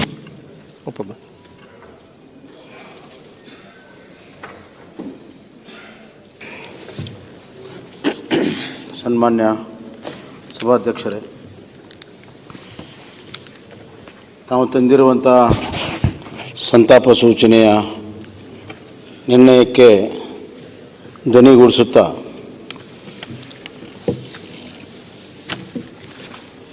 ಶ್ರೀ ಅಂಜನಮೂರ್ತಿಯವರು ಪರಿಶಿಷ್ಟ ಜಾತಿ ವರ್ಗಗಳ ಬಗ್ಗೆ ಅಪಾರವಾದಂಥ ಕಳಕಳಿ ಇಟ್ಟುಕೊಂಡು ಅವರು ಧ್ವನಿಯಾಗಿ ಕೆಲಸ ಮಾಡಿದರು. ಹೀಗಾಗಿ ಪರಿಶಿಷ್ಟ ಜಾತಿ ಮತ್ತು ವರ್ಗಗಳ ಆಯೋಗದ ಅಧ್ಯಕ್ಷರಾಗಿ ಕೂಡ ಅವರು ಕೆಲಸವನ್ನು ಮಾಡಿದರು. ನೆಲಮಂಗಲ ಕ್ಷೇತ್ರದಿಂದ 3 ಬಾರಿ ಆಯ್ಕೆ ಆಗಿರುವಂಥ ಇವರು ಭಾಳ ಸ್ನೇಹಜೀವಿ, ಪಕ್ಷಾತೀತವಾಗಿ ಅವರಿಗೆ ಸ್ನೇಹಿತರಿದ್ದರು. ಅವರು ಕಾಂಗ್ರೆಸ್ ಪಕ್ಷದ ಶಾಸಕರು, ಸಚಿವರಾದವರು ಕೂಡ ನಮ್ಮ ಜೊತೆಗೆ ಅತ್ಯಂತ ಆತ್ಮೀಯವಾಗಿರುವಂಥ ಒಡನಾಟ ಇಟ್ಟಿರುವಂಥದ್ದನ್ನು ನಾನು ನೆನಪು ಮಾಡಿಕೊಡ್ತೇನೆ. ಸಹೃದಯಗಳು, ಯಾವಾಗಲೂ ಕೂಡ ಎಲ್ಲರಿಗೂ ಒಳಿತಾಗುವಂಥದ್ದನ್ನು ಬಯಸುವಂಥವ್ರು. ಅವರು ನಮ್ಮನ್ನು ಬಿಟ್ಟು ಅಗಲಿದ್ದಾರೆ. ಅವರ ಆತ್ಮಕ್ಕೆ ಚಿರಶಾಂತಿಯನ್ನು ಕೋರ್ತಾ ಇದ್ದೆ. ಆರ್ ಧ್ರುವ ನಾರಾಯಣ್ ಅವರು, ಅವರ ಹೆಸರಿನ ತಕ್ಕಾಗೆ ಅವರೊಬ್ಬ ಧ್ರುವ ತಾರೆ ಇದ್ದಂಗೆ. ಒಬ್ಬ ವ್ಯಕ್ತಿ ಕೇವಲ ಸ್ಥಾನಮಾನದಿಂದ ಮಾತ್ರ ಜನಪ್ರೀತಿ ಆಗೋದಿಲ್ಲ. ಅವನ ನಡೆ ನುಡಿ, ಜನರ ಮಧ್ಯೆಯಿರುವಂಥ ಒಂದು ಪ್ರೀತಿ ಮತ್ತು ಸಾಮಾಜಿಕ ಕಳಕಳಿ ಮತ್ತು ಪ್ರಾಮಾಣಿಕತೆ ಯಾವ ವ್ಯಕ್ತಿಯಲ್ಲಿರ್ತದೆ, ಅಧಿಕಾರ ಇರಲಿ ಇರದೇ ಇರಲಿ, ಆ ವ್ಯಕ್ತಿಯ ಬಗ್ಗೆ ಜನ ಯಾವಾಗಲೂ ಕೂಡ ಕೊಂಡಾಡ್ತಾರೆ. ಅಂಥ ಒಂದು ಪಂಕ್ತಿಗೆ ಧ್ರುವ ನಾರಾಯಣ್ ಅವರು ಸೇರಿದ್ದಾರೆ. 2 ಬಾರಿ ಶಾಸಕರಾದಾಗಲೂ ಕೂಡ ಅವರು ಪ್ರತಿನಿಧಿಸುವ ಕ್ಷೇತ್ರದ ಬಗ್ಗೆ ಅಪಾರವಾದಂಥ ಒಂದು ಕಳಕಳಿ. ವಿಶೇಷವಾಗಿ ಅವರ ಕ್ಷೇತ್ರಗಳಲ್ಲಿ ಈ ಬುಡಕಟ್ಟಿನ ಜನಾಂಗ ಜಾಸ್ತಿ. ಬುಡಕಟ್ಟಿನ ಜನಾಂಗದ ಬಗ್ಗೆ ವಿಧಾನಸಭೆಯಲ್ಲಿ ಮತ್ತು ಲೋಕಸಭೆಯಲ್ಲಿ ಧ್ವನಿ ಎತ್ತಿದ್ದು ನಮ್ಮ ಧ್ರುವ ನಾರಾಯಣ್ ಅವರು. ಬಹುತೇಕವಾಗಿ ಲೋಕಸಭೆಯಲ್ಲಿ ಕರ್ನಾಟಕದಿಂದ 2 ಬಾರಿ ಪ್ರತಿನಿಧಿಸಿದರೂ ಕೂಡ ಅತಿ ಹೆಚ್ಚು ಪ್ರಶ್ನೆಗಳನ್ನು ಕೇಳಿರುವಂಥದ್ದು ಧ್ರುವ ನಾರಾಯಣ್ ಅವರು. ನಾನು ನೆನಪು ಮಾಡಿಕೊಡ್ತೀನಿ. ರಾಜ್ಯದ ಯೋಜನೆಗಳ ಬಗ್ಗೆ ಆಗಲಿ, ಪರಿಶಿಷ್ಟ ಜಾತಿ ಪಂಗಡದ ಜನಾಂಗದ ಬಗ್ಗೆ ಆಗಲಿ, ಮತ್ತು ರಾಷ್ಟ್ರ ಮಟ್ಟದ ಕೆಲವು ವಿಚಾರಗಳ ಬಗ್ಗೆಯೂ ಕೂಡ ಭಾಳ ಪ್ರಭಾವಶಾಲಿಯಾಗಿ ಲೋಕಸಭೆಯಲ್ಲಿ ಪ್ರತಿಪಾದಿಸಿರುವಂಥದ್ದು ಇಡೀ ರಾಷ್ಟ್ರ ಮತ್ತು ರಾಜ್ಯದ ಗಮನಕ್ಕಿದೆ. ಅತ್ಯಂತ ಸ್ನೇಹಜೀವಿ. ಅವರು ನಗನಗ್ತಾ ಮಾತಾಡುವಂಥದ್ದು ಮತ್ತು ಭಾಳ ಸಾಫ್ಟಾಗಿ ಮಾತನಾಡೋದನ್ನು ನೋಡಿದಾಗ ಯಾರೇ ಇರಲಿ ಅವರ ಮಾತಿಗೆ ಒಪ್ಕೋಬೇಕು, ಅವ್ರು ಹೇಳಿದಂಥ ಕೆಲಸವನ್ನು ಮಾಡಿಕೊಡ್ಬೇಕು. ಆ ರೀತಿಯ ಒಂದು ವ್ಯಕ್ತಿತ್ವ ಧ್ರುವ ನಾರಾಯಣದಿತ್ತು. ನಿಜವಾದ ರೀತಿಯಲ್ಲಿ ಅಜಾತ ಶತ್ರು. ಅವರು ಚುನಾವಣೆಯ ಮುಂಚೆ ಅಗಲಿದ್ದಾರೆ. ಇವತ್ತು ಅವರ ಸುಪುತ್ರ ಇಲ್ಲಿ ಶಾಸಕರಾಗಿ ಬಂದಿರುವಂಥದ್ದು ನಾವೆಲ್ಲ ನೋಡ್ತಾ ಇದ್ದೇವೆ. ಒಂದು ರೀತಿಯಲ್ಲಿ ಇವತ್ತಿನ ಎಲ್ಲ ಶಾಸಕರಿಗೆ ಯಾವ ರೀತಿ ನಡ್ಕೊಳ್ಬೇಕನ್ನುವಂಥ ಒಂದು ಮಾದರಿಯಾಗಿ ಧ್ರುವ ನಾರಾಯಣರು ಇದ್ದರು ಅನ್ನೋದನ್ನು ಇಲ್ಲಿ ಉಲ್ಲೇಖ ಮಾಡಿ ಅವರ ಆತ್ಮಕ್ಕೆ ಶಾಂತಿಯನ್ನು ನಾನು ಕೋರ್ತಾ ಇದ್ದೆ. ಡಿ ಬಿ ಇನಾಮದಾರ್ ಅವರು, ಇನಾಮದಾರ್ ಮಂಥನ ಭಾಳ ಪ್ರಸಿದ್ಧವಾಗಿರುವಂಥ ಮಂಥನ ನಮ್ಮ ಭಾಗದಲ್ಲಿ. ಇನಾಮಕಿ ಜಮೀನನ್ನು ಪಡೆದವರು. ಹೀಗಾಗಿ 106 ಎಕರೆ ಒಡೆಯರವರು. ಆದರೆ ಈ ಇನಾಮದಾರ್ ಬಗ್ಗೆ ಒಂದು ಹೇಳಬೇಕು ಅಂದರೆ ಭಾಳ ಸ್ನೇಹಜೀವಿ. ಅವ್ರ ಹತ್ತಿರಕ್ಕೆ ಯಾರು ಹೋಗಿದ್ದಾರೆ ಅವರು ಅತ್ಯಂತ ಸ್ನೇಹದಿಂದ ಕಂಡವರು. ನಾನೊಬ್ಬ ಇನಾಮಕಿ ಜಮೀನು ಹೊಂದವನು, ಇನಾಮದಾರ್ ಅನ್ನುವಂಥ ಭಾವನೆ ಇರಲಿಲ್ಲ. ಒಂದೇ ಒಂದು ಅವ್ರದ್ದು ವಿಚಾರದಲ್ಲಿ ಹೇಳಬೇಕಾದ್ರೆ ಸ್ವಲ್ಪ ಓದ್ಕೊಂಡಿದ್ರು. ಯಾವತ್ತಾದರೂ ಮಾತಾಡಬೇಕಾದ್ರೆ ಸ್ವಲ್ಪ ಸಮಯಕ್ಕಿಂತ ಮುಂಚೆನೇ ಹಲವಾರು ವಿಚಾರಗಳನ್ನು ಮಾತನಾಡ್ತಾಯಿದ್ರು. ಅವರು ಮೈನಿಂಗ್ ಮಿನಿಸ್ಟರ್ ಇದ್ದರು. ಎಂ ಬಿ ಪಾಟೀಲ್ರು ಕೂಡ ಗೊತ್ತಿದೆ ಅನಿಸುತ್ತೆ, ಅವ್ರಿಗೆ ಎಚ್ ಕೆ ಪಾಟೀಲ್ರು ಕೂಡ ಗೊತ್ತಿದೆ. ಮೈನಿಂಗ್ ಮಿನಿಸ್ಟರ್ ಇದ್ದಾಗ ಇಲ್ಲಿಯ ಮೈನಿಂಗ್ ಪಾಲಿಸಿಗಳೆಲ್ಲ ಚರ್ಚೆ ಆಗಬೇಕಾದ್ರೆ ಅವರು ಮುಂದೊಂದು ದಿವಸ ಚಂದ್ರ ಮೇಲಿನ ಮೈನ್ಸನ್ನು ಮಾಡ್ತೀವಿ, ಆ ಒಂದು ದಿನ ಬರ್ತದೆ, ಅಲ್ಲಿ ಯಾವ್ಯಾವ ಮೈನ್ ಸಿಗುತ್ತೆ ಏನು ಸಿಗುತ್ತೆ ಅಂತ ಮಾತನಾಡಿದರು. ನಾನು ನಿನ್ನಿಲ್ಲಿ ಮೊನ್ನೆ ಪೇಪರ್ನಲ್ಲಿ ಓದಿದೆ, ಇನ್ನು ಸ್ವಲ್ಪ ದಿವಸದಲ್ಲಿ minings will start on the surface of the Moon ಅನ್ನೋಂಥದ್ದು ಮೊನ್ನೆ ನಾನು ಓದಿದೆ. ನನಗೆ ಅವ್ರು ನೆನಪಾಯಿತು. ಅವರು 80ರ ದಶಕದಲ್ಲಿ ಮಾತನಾಡಿದ್ದು ಇವತ್ತು ಆಗ್ತಾ ಇದೆಯಲ್ಲ ಅನ್ನುವಂಥದ್ದು. ಅವಾಗೆಲ್ಲ ನಾವು ಮರಯ ಎಲ್ಲಿ ಮೈನಿಂಗ್ ಬಗ್ಗೆ ಮಾತಾಡಿ ನೀನು ಚಂದ್ರಕ್ಕೆ ಹೋದಿಲ್ಲ ಅಂತ ನಾವೆಲ್ಲ ಅವ್ರಿಗೆ ಹೇಳ್ತಾ ಇದ್ವಿ. ಆದರೆ ಇವತ್ತು ಅದು ಸತ್ಯ ಆಗಿದೆ. ಅಂಥ ಒಂದು ವ್ಯಕ್ತಿತ್ವ, ದೊಡ್ಡ ಮಂಥನದ ದೊಡ್ಡ ಮನಸ್ಸಿನ ಇನಾಮದಾರ್ ಅವರು. ಅವ್ರು ತೀರಿ ಹೋದಾಗ ಅವ್ರ ಊರಿಗೆ ನಾನೆಲ್ಲ ಹೋಗಿದ್ದೆ. ಅಪಾರವಾದಂಥ ಜನಸಮೂಹ, ದೊಡ್ಡ ಕುಟುಂಬ ಎಲ್ಲವನ್ನು ಕೂಡ ಬಿಟ್ಟು ಅಗಲಿದ್ದಾರೆ. ಮಲಪ್ರಭಾ ಸಕ್ಕರೆ ಕಾರ್ಖಾನೆಯ ಅಧ್ಯಕ್ಷರಾಗಿ ಕೆಲಸವನ್ನು ಮಾಡಿದ್ದಾರೆ. ಆ ಕಾರ್ಖಾನೆ ಮುಚ್ಚಿ ಹೋಗುವಂಥ ಸಂದರ್ಭದಲ್ಲಿ ನಂಗೆ ನೆನಪಿದೆ, ರಾಮಕೃಷ್ಣ ಹೆಗಡೆ ಅವರು ಮುಖ್ಯಮಂತ್ರಿ ಇದ್ದರು, ಇವರು ಶಾಸಕರಾಗಿದ್ದರು, ಇನ್ನೂ ಸಚಿವರಾಗಿರಲಿಲ್ಲ. ಮಲಪ್ರಭಾ ಸಹಕಾರಿ ಸಕ್ಕರೆ ಕಾರ್ಖಾನೆ ಮುಚ್ಚಬೇಕನ್ನುವಂಥ ತೀರ್ಮಾನ ಆಗಿತ್ತು.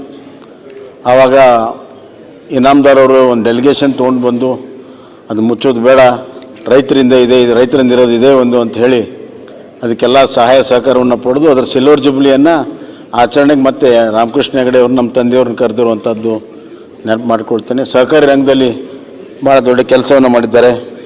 ಅವರು ನಮ್ಮನ್ನು ಅನಾರೋಗ್ಯ ಕಾರಣದಿಂದ ಅಕಾಲವಾಗಿ ಅಗಲಿದ್ದಾರೆ. ಅವರ ಆತ್ಮಕ್ಕೆ ಕೂಡ ನಾನು ಶಾಂತಿಯನ್ನು ಕೋರ್ತಾ ಇದ್ದೆ. ಯಾವಾರ ಸಭಾಪತಿಯವರು ನಮಗೆಲ್ಲ ಗೊತ್ತಿದೆ, ವಿಶೇಷವಾಗಿರುವಂಥ ವ್ಯಕ್ತಿತ್ವ. ಅವರು ಶಾಸಕರಾಗಿ ಒಂದೇ ಸತಿ ಆಯ್ಕೆ ಆದರೂ ಕೂಡ ಛಾಪನ್ನು ಮೂಡಿಸಿದ್ದಾರೆ. ಜನಪರವಾಗಿರುವ ವಿಚಾರ, ಟ್ಯಾಕ್ಸಿ ಡ್ರೈವರ್ಗಳ ಬಗ್ಗೆ, ಆಟೋ ರಿಕ್ಷಾಗಳ ಬಗ್ಗೆ ವಿಶೇಷವಾಗಿರುವಂಥ ಒಂದು ಪ್ರೀತಿ ನಿಮ್ಮ ಜಿಲ್ಲೆಯವರು. ಅವರು ಅತ್ಯಂತ ಕ್ರಿಯಾಶೀಲವಾಗಿರುವಂಥದ್ದು ನಾವು ನೋಡ್ತಾ ಇದ್ದೀವಿ.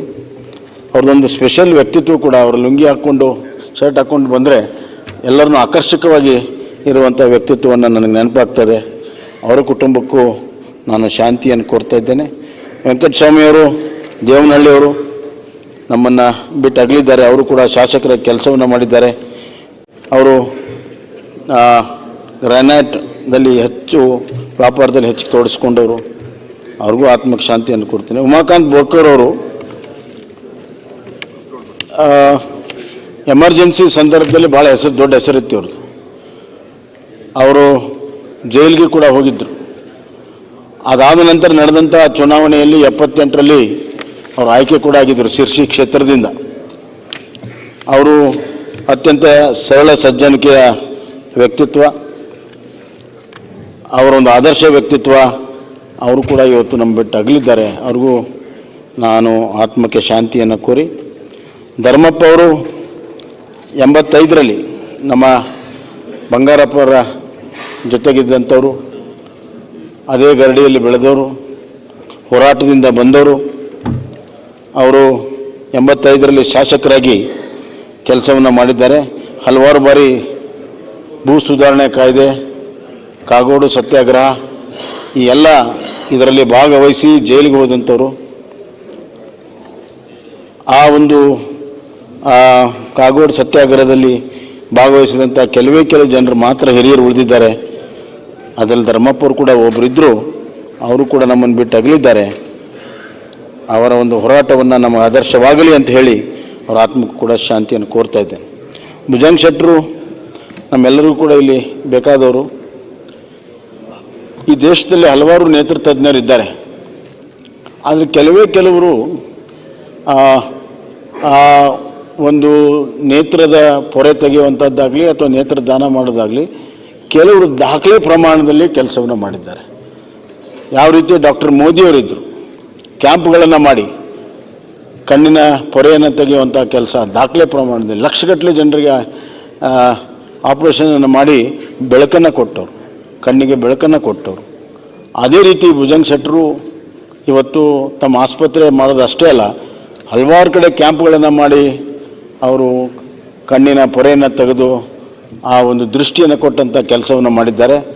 ಮೊನ್ನೆ ತುಮಕೂರಿನಲ್ಲಿ ಒಂದು ದೊಡ್ಡ ಆಧುನಿಕವಾಗಿರುವಂಥ ಒಂದು 25-30 ಕೋಟಿ ಖರ್ಚು ಮಾಡಿ ಅವರ ಟ್ರಸ್ಟ್ನಿಂದ ಅತ್ಯಂತ ಸಫಿಸ್ಟಿಕೇಟೆಡ್ ಕಣ್ಣಿನ ಆಪರೇಷನ್ ಇಕ್ವಿಪ್ಮೆಂಟ್ ಇರುವಂಥ ಟೋಟಲಿ ಫ್ರೀ, ಅಲ್ಲಿ ಕೌಂಟರೇ ಇಲ್ಲ, ಫೀ ಕೌಂಟರೇ ಇಲ್ಲ, ಆಮೇಲೆ ಆನ್ಲೈನ್ ಯಾವುದೂ ಇಲ್ಲ, ಟೋಟಲಿ ಫ್ರೀ ಆಗಿರುವಂಥ ಒಂದು ಆಸ್ಪತ್ರೆಯನ್ನು ನನ್ನ ಕಡೆಯಿಂದ ಉದ್ಘಾಟನೆ ಮಾಡಿಸಿದರು. ಸುಮಾರು ತಿಂಗಳಿಗೆ 3-4 ಕೋಟಿ ರೂಪಾಯಿ ಖರ್ಚು ಬರ್ತದೆ ಅಂತ ಹೇಳಿದರು. ಭಾಳ ಒಂದು ಆದರ್ಶಪ್ರಾಯವಾಗಿ ಬಡವರಿಗೆ ಅತ್ಯಂತ ದುಬಾರಿಯ ನೇತ್ರದ ಚಿಕಿತ್ಸೆಯನ್ನು ಮಾಡಿ ದೃಷ್ಟಿಯನ್ನು ಕೊಟ್ಟವರು. ನಾನು ಹೇಳಿದೆ ನಮ್ಮ ಕಡೆನೂ ಒಂದು ಇಂಥದ್ದು ಮಾಡಿರಿ, ಧಾರವಾಡಕ್ಕೋ ಹುಬ್ಳಿಗೋ ಎಲ್ಲೋ ಒಂದು ಕಡೆ ಮಾಡಿ ಅಂತ. ಖಂಡಿತವಾಗೂ ಮಾಡ್ತೀನಿ ಅನ್ನೋಂಥ ಮಾತನ್ನು ಹೇಳಿದರು. ನಮ್ಮ ಆಸೆ ಈಡೇರಲಿಲ್ಲ. ಅವರು ನೇತ್ರದಾನವನ್ನು ಇನ್ನೊಂದು ಹಂತಕ್ಕೆ ತೆಗೆದುಕೊಂಡು ಹೋದರು. ನನಗೆ ನೆನಪಿದೆ, ಎಸ್.ಎಂ. ಕೃಷ್ಣ ಅವರು ಮುಖ್ಯಮಂತ್ರಿ ಇದ್ದಾಗ ಎಲ್ಲ ಶಾಸಕರಿಗೂ ಫಾರ್ಮ್ ಕೊಟ್ಟು ನೀವು ನೇತ್ರದಾನವನ್ನು ಮಾಡಬೇಕು ಅಂತ, ಕಂಪಲ್ಸರಿ ಮಾಡಬೇಕು ಅಂತ ಹೇಳಿ ಅದನ್ನು ಮಾಡಿಸಿದವರು. ಮತ್ತು ನೇತ್ರದಾನ ಒಂದು ಚಳವಳಿಯಾಗಿ ಪರಿವರ್ತನೆ ಮಾಡಿದಂಥವ್ರು ಭುಜಂಗ ಶೆಟ್ಟರು. ಅವರು ಶಂಕರನಾರಾಯಣ ಕುಟುಂಬದಿಂದ ಬಂದರೂ ಕೂಡ, ಶ್ರೀಮಂತ ಕುಟುಂಬದಿಂದ ಬಂದರೂ ಕೂಡ ಬಡವರ ಬಗ್ಗೆ ಅತ್ಯಂತ ಕಳಕಳಿ ಇರುವಂಥ ಒಬ್ಬ ವೈದ್ಯ.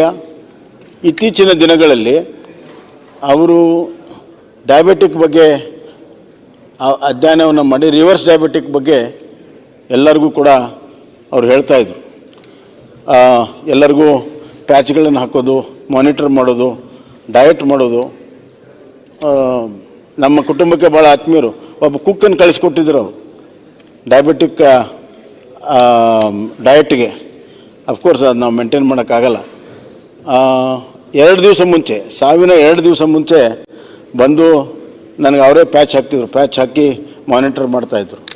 2 ದಿವಸ ಬಂದು ಸಾಮಾನ್ಯವಾಗಿ ಭಾಳ ಕೂತ್ಕೊಳ್ತಿರ್ಲಿಲ್ಲ, ಆದರೆ ಮೊನ್ನೆ ಬಂದಾಗ ಒಂದು ಅರ್ಧ ಗಂಟೆ ಕೂತ್ಕೊಂಡು ಮಾತನಾಡಿ ಹೋಗಿದ್ದರು. 2 ದಿವಸದಲ್ಲಿ ಅತ್ಯಂತ ಆರೋಗ್ಯವಾಗಿರುವಂಥ ಡಾಕ್ಟರು ಇವತ್ತು ತೀರೋಗಿದ್ದಾರೆ.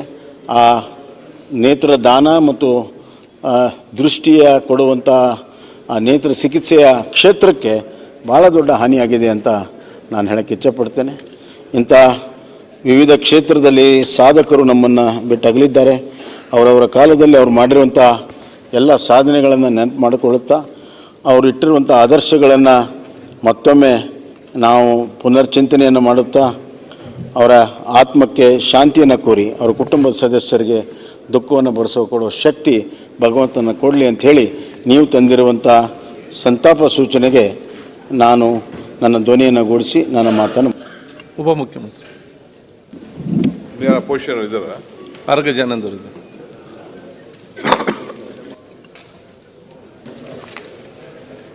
ಸನ್ಮಾನ್ಯ ಅಧ್ಯಕ್ಷರೇ, ಅವಕಾಶಕ್ಕಾಗಿ ಧನ್ಯವಾದಗಳನ್ನು ಅರ್ಪಿಸ್ತೇನೆ. ಗಣ್ಯರು ನಿಧನರಾದಂಥ ಹಿನ್ನೆಲೆಯಲ್ಲಿ ತಾವು ತಂದ ನಿರ್ಣಯವನ್ನು ಅನುಮೋದಿಸ್ತಾ ಇದ್ದೀನಿ. ಅಂಜನಮೂರ್ತಿಯವರು, ದ್ರೋಣ ನಾರಾಯಣವರು, ಡಿ ಬಿ ಇನಾಮದಾರ್ ಅವರು, ಹಾಗೆ ನನ್ನ ಆತ್ಮೀಯ ಮಿತ್ರರಾಗಿರ್ತಕ್ಕಂಥ ಯು ಆರ್ ಸಭಾಪತಿ. ನಾವೆಲ್ಲ 94ರ ಇಸ್ವಿಯಲ್ಲಿ ಮೊದಲನೇ ಬಾರಿಗೆ ವಿಧಾನಸಭೆಗೆ ಪ್ರವೇಶ ಮಾಡಿದವರಲ್ಲಿ ಅವರು ಕೂಡ ಒಬ್ಬರು ಯುವಕರು. ನಾವೆಲ್ಲ ಮೊದಲನೇ ಸಾರಿಗೆ ಸುಮಾರು ಒಂದು 50-60 ಜನ ವಿಧಾನಸಭೆ ಪ್ರವೇಶ ಮಾಡಿದ್ವಿ. ಅದೇ ಸಂದರ್ಭದಲ್ಲಿ ಈ ಎಲೆಕ್ಟ್ರಾನಿಕ್ ಉಪಕರಣಗಳನ್ನು ಉಪಯೋಗಿಸೋದು ಹೇಗೆ, ಕಂಪ್ಯೂಟ್ರನ್ನ ಪ್ರತಿಯೊಬ್ಬರು ಶಾಸಕರು ಉಪಯೋಗಿಸ್ಬೇಕು ಮತ್ತು ಅದರಿಂದ ಸಂವಹನ ನಡಿಬೇಕು, ನಮ್ಮ ಕೆಲಸಗಳು ನಡಿಬೇಕು ಅಂತ ಹೇಳಿ ನಮ್ಮೆಲ್ಲರಿಗೆ ಲ್ಯಾಪ್ಟಾಪನ್ನು ಅವತ್ತು ಸರ್ಕಾರ ಕೊಡಿಸಿತ್ತು. ಆ ಸಂದರ್ಭದಲ್ಲಿ ಸಭಾಪತಿ ಭಾಳ ಬ್ರಿಲಿಯಂಟ್, ಅದನ್ನು ಅವ್ರು ಹಚ್ಕೊಂಡು ಕೊನೆಯವರೆಗೂ ಅದರಲ್ಲೇ ಕೆಲಸ ಮಾಡ್ತಾ ಇರುವಂಥದ್ದು ಮತ್ತು ನಮಗೆಲ್ಲರೂ ಆ ಬಗ್ಗೆ ಸಲಹೆಯನ್ನು ಕೊಡ್ತಾಯಿದ್ರು. 94-99ರಲ್ಲಿ 2 ಸಾರಿ ಆಯ್ಕೆ ಆಗಿದ್ದರು. ಮೀನುಗಾರ ಕುಟುಂಬದಿಂದ ಬಂದಿರತಕ್ಕಂಥವ್ರು, ಬಡವರು ಮತ್ತು ಕೂಲಿಕಾರರ ಬಗ್ಗೆ ವಿಶೇಷವಾಗಿರ್ತಕ್ಕಂಥ ಗಮನ ವಿಧಾನಸಭೆಯಲ್ಲಿ ತುಂಬ ಚೆನ್ನಾಗಿ ಮಾತಾಡ್ತಾ ಇದ್ರು. ಹಾಗೆಯೇ ವೆಂಕಟಸ್ವಾಮಿಯವರು, ಹಾಗೆ ಉಮಾಕಾಂತ್ ಬೋರ್ಕರ್ ಅವರು ನನಗೆ ಪರಿಚಿತರು. 75ರಲ್ಲಿ ಈ ದೇಶದ ಮೇಲೆ ತುರ್ತು ಪರಿಸ್ಥಿತಿಯನ್ನು ತಂದು ಭಾಳಷ್ಟು ಜನರನ್ನು ಜೈಲಿಗೆ ಹಾಕಿದಾಗ ಉಮಾಕಾಂತ್ ಬೋರ್ಕರ್ ಅವರು ಉತ್ತರ ಕನ್ನಡದಿಂದ ಅವ್ರನ್ನೂ ಕೂಡ ಬಂಧಿಸಲಾಗಿತ್ತು. ನಾವೆಲ್ಲ ಅವತ್ತು ಜೈಲಲ್ಲಿದ್ವಿ 75ನೇ ಇಸ್ವಿನಲ್ಲಿ. ಬಹಳ ದೊಡ್ಡ ಹೋರಾಟವನ್ನು, ಸಂವಿಧಾನ ಉಳಿಬೇಕು, ಪ್ರಜಾಪ್ರಭುತ್ವ ಉಳಿಬೇಕು ಅಂತೇಳಿ ಹೇಳಿ ಅವತ್ತು ಹೋರಾಟ ಮಾಡೋದು ಅಂತ ಹೇಳಿದ್ರೆ ಸಿಂಹದ ಬಾಯಿ ಒಳಗೆ ಹೋಗಿ ಹೊರಗೆ ಬಂದಂಗೆ, ಜೀವ ಸಹಿತ ನಾವು ಜೈಲಿಂದ ಹೊರಗೆ ಬರ್ತೀವಿ ಅಂತ ಗೊತ್ತೇ ಇರಲ್ಲ.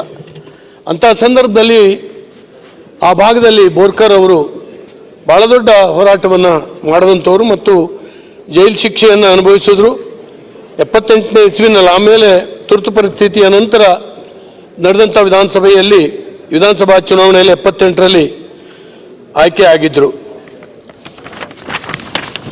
ಹಾಗೆಯೇ ಬಿ ಧರ್ಮಪ್ಪನವರು ನಮ್ಮ ಜಿಲ್ಲೆಯವರು, ನನ್ನ ಪಕ್ಕದ ಕ್ಷೇತ್ರ ಸಾಗರದವರು, ಅತ್ಯಂತ ಹಸನ್ಮುಖಿ, ಅತ್ಯಂತ ಸ್ನೇಹಜೀವಿ. ಒಮ್ಮೆ ಮಾತ್ರ ವಿಧಾನಸಭೆಯ ಸದಸ್ಯರಾಗಿದ್ದರೂ ಕೂಡ ಅವರ ಹೋರಾಟದ ಗುಣ ಸದಾಕಾಲ ತಮ್ಗೆ ಗೊತ್ತಿದೆ. ಮಲೆನಾಡಿನಲ್ಲಿ ತೀರ್ಥಹಳ್ಳಿ, ಸಾಗರ, ಸಮಾಜವಾದಿ ತವರೂರು ಅವೆಲ್ಲ.